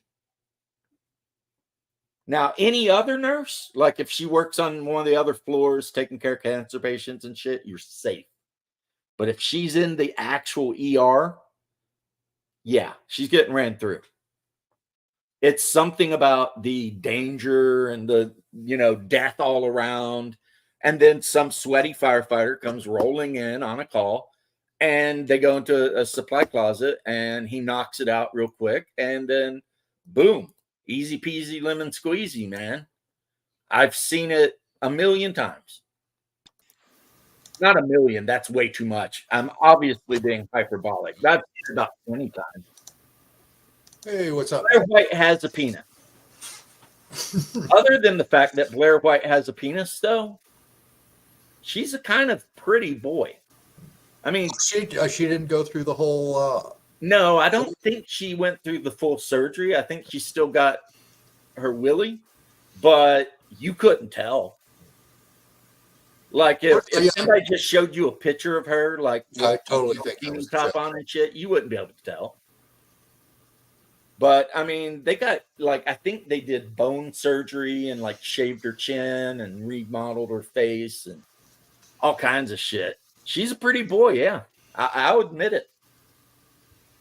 Like if I was in a club and I met her and bought her some drinks and she offered to go down on me, like in the parking lot, say when I was young in the Army, and then later I found out that she had a penis, I would still be like, still not gay. Because I didn't know she had a penis when she did what she did, right? So, right? You can't be held accountable for shit you don't know. You're a Christian. Don't say you will go do the hell for lying. Yeah, it's a he, but I don't know. I try not to be, well, no, I was getting ready to lie. I don't try not to be offensive. Most of the time I try to be as offensive as possible. If the person is respectful about it, I'm perfectly happy to refer to them by whatever gender they want to be, as long as like a gun isn't being held to my I think head. Blair White, though, it says boy. Yeah. I mean, people treat her like she's a lady, but I'm pretty sure if you watch her interviews and stuff, she says, I'm a man. I'm male. You know. Same to you, Michael. Sunday, doing good. But again, I don't have any problem with her because she's not trying to read storybooks to 5-year-olds or strip in front of them. So the fact is standing up to that stuff, which is nice to see. Right. Yeah, people who are authentically trans have a serious problem. I knew somebody in high school that was like that. And, you know, these people have it's a mental illness. Not like that to like degrade them at people all. running around an asylum thinking they're freaking Napoleon. Yeah, and I have no problem with that. I have a problem with people who are pushing this on kids.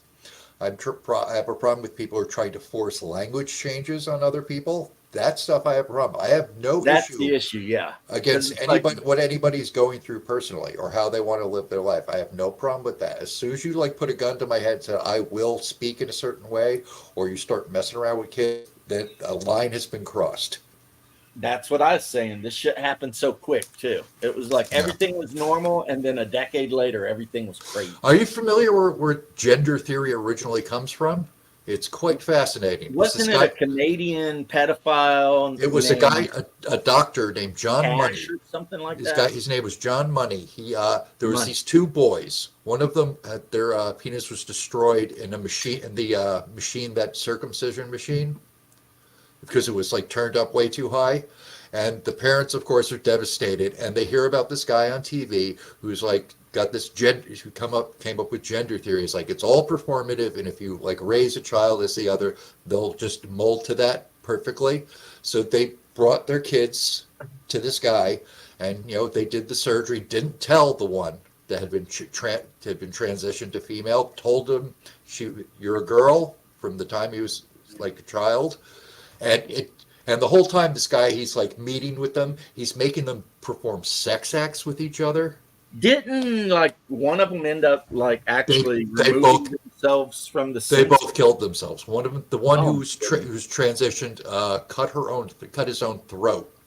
The other one died of a drug overdose, which like a year later, which they're pretty sure was intentional because they were incredibly close. I was watching Jordan Peterson talk about it, and he was saying the fact of the matter is if you leave these kids alone, they'll either grow out of it or just realize they're gay. Yeah, the overwhelming majority of them are just gay kids. They're confused at first, and it's like a phase they go through. Almost all of them grow out of it. Actual people with gender dysphoria are incredibly rare.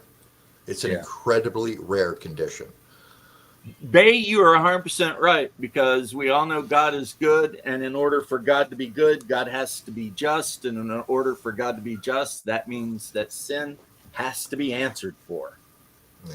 And So, this guy lied about all his research, kept reporting, oh, these kids are doing great.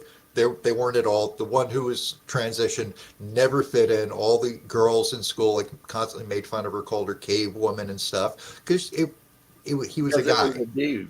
He even though he had been told he was female and believed it, just he was a guy. He still And had behaved like one. chromosomes. And this guy lied about all his research, and even if it was accurate, one sample is nothing to be. That's not a study. But that's not the point. And he lied about everything the whole time, and it came out years and years later after both of them died as adults. One committed suicide the horribly. point is to destabilize Western society. That's why this is being pushed. That's why this is all being pushed. Yeah. Yeah, the L's and the G's, that's sexual preference, and the T's and the Q's and the pluses, God only knows what the hell that is. Yeah. Well, the whole queer thing. A lot of straight people say it's just they wear nail polish and say they're queer. It's like if you go it's a on political when they statement. used It to means have nothing. the official Dungeons and Dragons boards, it was like every single trans person on the boards was a dude who was married to a woman and had no surgery. Yeah. But Cross-dressers. So it's like you're a cross dresser, Yeah. and Most you're of whom claiming are to be straight. trans to get clout. Yeah, most transvestites are actually straight. It's a Because- weird fetish. Because thing. It's if not- you whine about being trans, if somebody says anything to you, then you can use that clout to freaking own them. And Twitter was the same way. How many trans people on Twitter is like, I'm a trans man in a relationship with a man, and it's like, so you're a woman that dresses like a man and you're dating a man. It's like Victor Victoria, but That's in real like life. heterosexuality with extra steps. It's like, why do you care? It's like, what are you It's for the doing? points. It's to say you're part of this group and you get oppression points and therefore status. That's all it is. You know what? Me after throwing a biology textbook into the fried rice. But like we were saying, the B's and the L's are not down with that shit anymore. They're starting to break it up. And the whole idea that this is like a community is nonsense. Lesbians and gay men notoriously hate each other. None of them like bisexuals. I mean, this is this fake amalgamation that has nothing to do with RPG, reality. why would you write that? I can answer that in so many ways. You know, a cat, a pumpkin, your wife, obviously, you're a dad. I mean, come on, man. Don't make it so easy. You can't throw softballs like that at me. But yeah, a lot of this shit, yeah, Weimar Republic was when the German state was being overrun with all manner of perversity and degeneracy, and we see what happened there. So hopefully we can put an end to that shit before we follow down the same track. Well, it's in some ways it's a reversed situation because they weren't in power. That stuff was rampant in society in the Weimar Republic, but they weren't the people in power. They were like a countercultural movement. It's reversed here, where those in power are pushing this stuff. So there are a lot of similarities, but there's some very fundamentally different things going on. Well, it's amazing because if you want to be like edgy, like punk rock, yeah, you're conservative now. You're conservative. Yeah. Like if you're like a hardcore Christian nationalist conservative, that's the punk rock of the modern day. I mean, you're the anti-establishment guy. You're like, woo, you know. And then these idiots on the left who think they're punk rock, and it's like, you're not punk. You're pro-establishment. You don't even understand what you're even talking about. Like, and you're not oppressed because if every major government entity and corporation supports you, you're not oppressed. You got a month. Yeah. And in some countries, if you dare tell a trans person that they're not whatever they say they are, they put you in prison. Man, you can be arrested. You can be charged in certain states, like New York does that. I'm guessing California does. I haven't heard specifically. England. England jail is for horrendous. Shit like that. England. I think it was Douglas Murray was talking about it. There's something like 200 people in prison in Russia for pissing off the government, and there's like 4,000 in Britain. I mean that's insane. That is insane. Yeah, I saw that when they were comparing England to Russia, because everybody still. But here's the problem: the Federation of Russia is not the Soviet Union. But for some reason, there's a whole class of people in the United States, mostly the deep state type idiots, who have not got it through their brain that that is not the Soviet Union. And they tried to join NATO. And if we would be friends with them, they would be our trade partners. 100%. They'd love it. But in order for the Chinese to keep being millionaires, they got to have a bad guy. Yeah. But they don't have a replacement villain because they don't want to put China in that position because we're too right. They don't want to put China in that position because they're too indebted to China. So they keep hating on the Russians, who, for the most part, as long as you don't mess with them, they don't mess with you. Yeah. And the lefties who used to like love Russia and never say anything bad about it when it was the Soviet Union are pissed off at them for like betraying the revolution. Yeah. So it's like Bernie Sanders honeymooned in the Soviet Union. And now that it's the Federation and they've started rebuilding all the cathedrals and embraced Christianity and shit, everybody's pissed off. Yeah, how are you doing? I'm from England. Throbs, I'm sorry to hear that you're from England. If you are British, I would look to get a work visa to the United States as soon as possible, because I think your island has been conquered, sir. And I'm not saying that to be mean to you or to pick a fight. I hope that gets straightened out because I've been there. I love Britain so much. I loved being in Britain. I loved visiting the place. The people were fantastic. I hate, and and our history is a direct lineage to that. Everything this country is founded on comes from English liberty, and I hate to see it destroyed. They're definitely like our dad. Yeah. The difference is they had the British common law, and no one wrote it down and actually made it official. So they used to have freedom of speech because it was part of common law. Yeah. But since it wasn't codified, they effed up. Whereas here in the United States, TJ, Thomas Jefferson, my favorite founder, he made sure to codify that shit. Boom. Shall not be infringed. You know what I'm saying? So the British got effed. And it sucks. I feel bad for them. Yeah, because I mean, the English-speaking countries aren't just don't just share a language. We're a weird family. We are. And Well, you got it's- the Commonwealth and then America. Yeah. And we always have each other's back, even if we talk shit to each other. Like if anybody invaded Canada, you know the United States would just go buck wild. It'd be like, what? You don't invade our hat. That's where we get our snow cones. Get out of Like, here. Get out of here. And no one can invade England without expecting U.S. troops to be landing. We're coming, you know. But the British government is so effed up, and they don't have rights like we do. Fuck Canada. Fuck Canada. And that hockey hullabaloo and that bitch I'm married to. Fuck Canada. They're not even a real country. You know what I'd love to see once? Well, Charles would never do it because he's totally in with all of this bullshit. Yeah, Charles is woke as shit, but maybe The his king- son.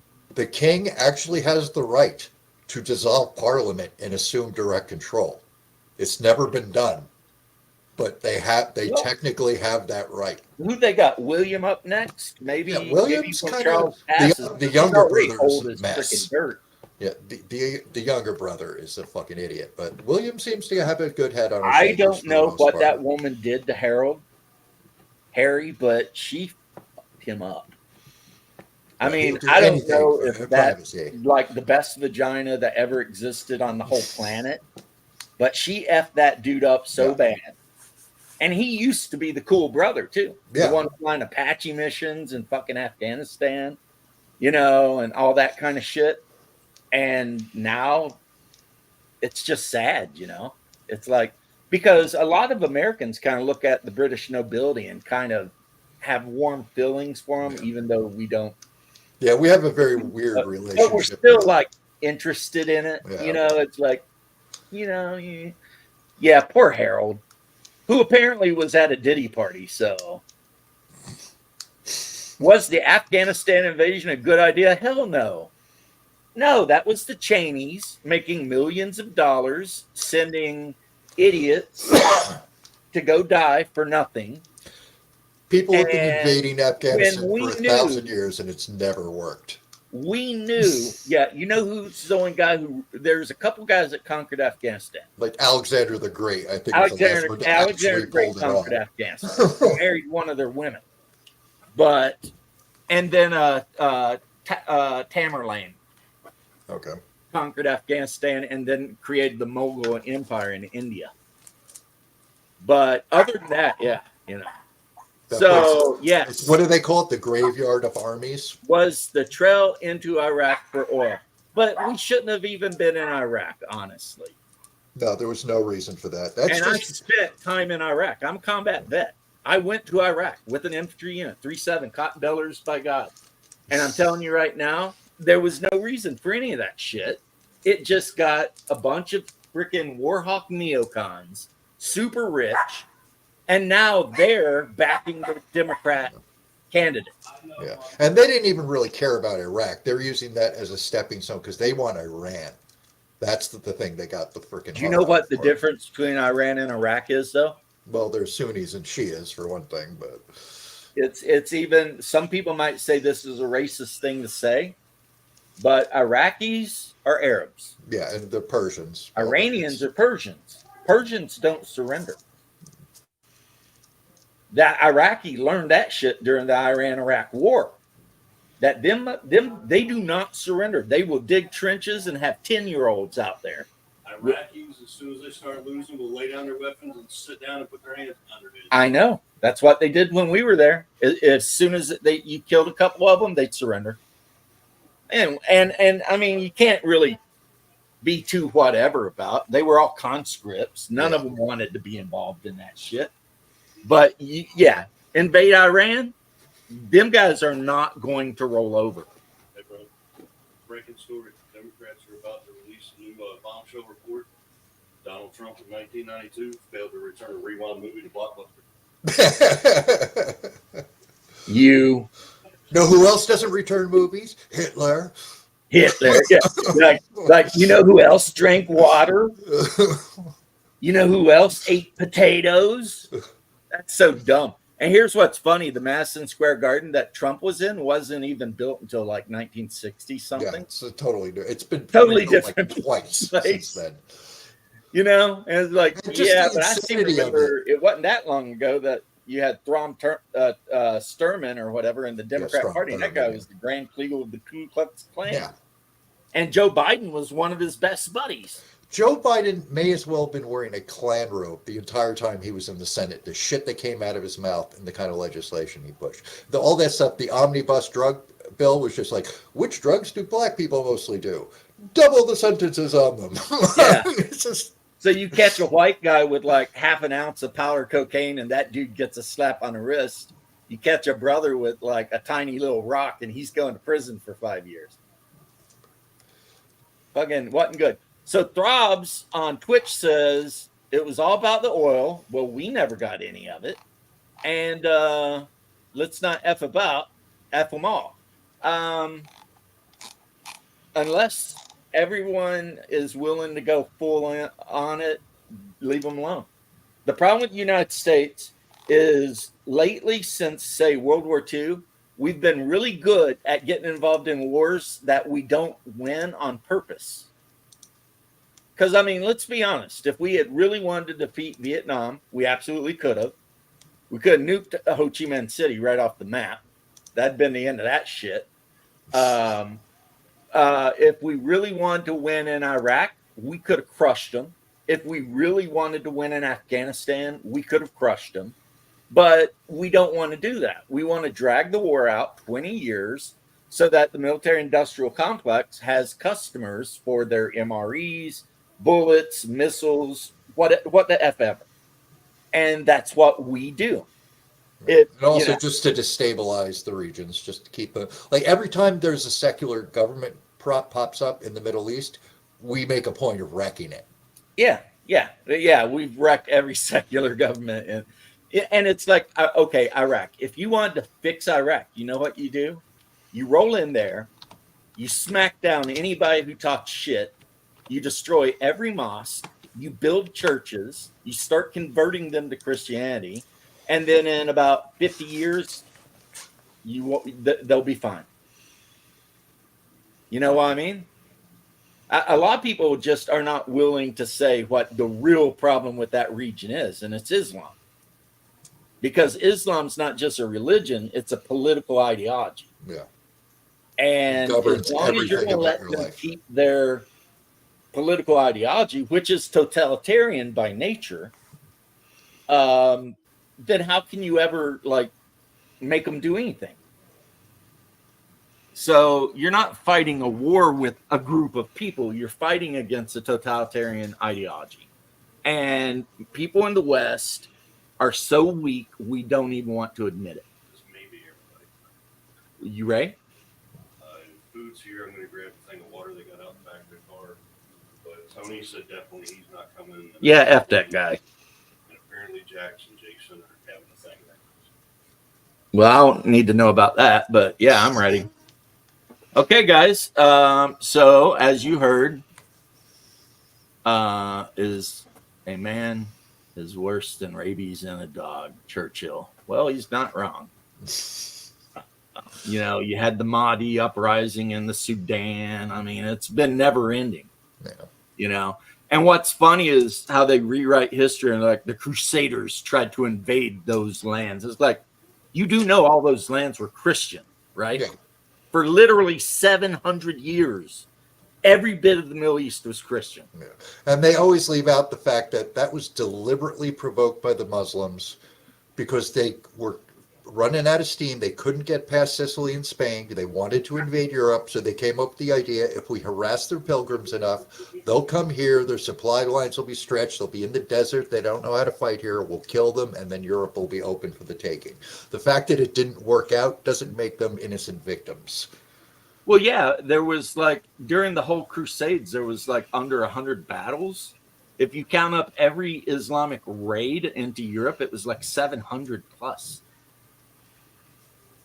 I see what you did there with the saying my name, like because I keep going on about Bruja, because I have the first edition books and they have the pronunciation guides in them, and they say point blank it's pronounced Bruja.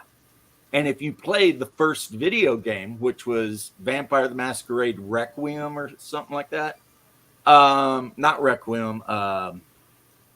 Anyway, you played a Knights Templar that got embraced and become Bruja. They say Bruja every time. Every time. This Bruja bullshit, if you hear somebody say Bruja, it just means they've only been playing Vampire for like 10 years. But anyway, I'm going to end this. Thanks for joining me, Doc. Of course. Yeah, I just got off a game with Bear. Because everybody's up. Yeah, I think Bear's got a game going tonight. Yeah, I came here after that. I was playing today. Okay. Well, I'm going to go play now, so. Okay, you have a great night, man. Peace and love, guys. And if you live in England, I would suggest escaping as soon as possible. Other than that, have a great one. Later.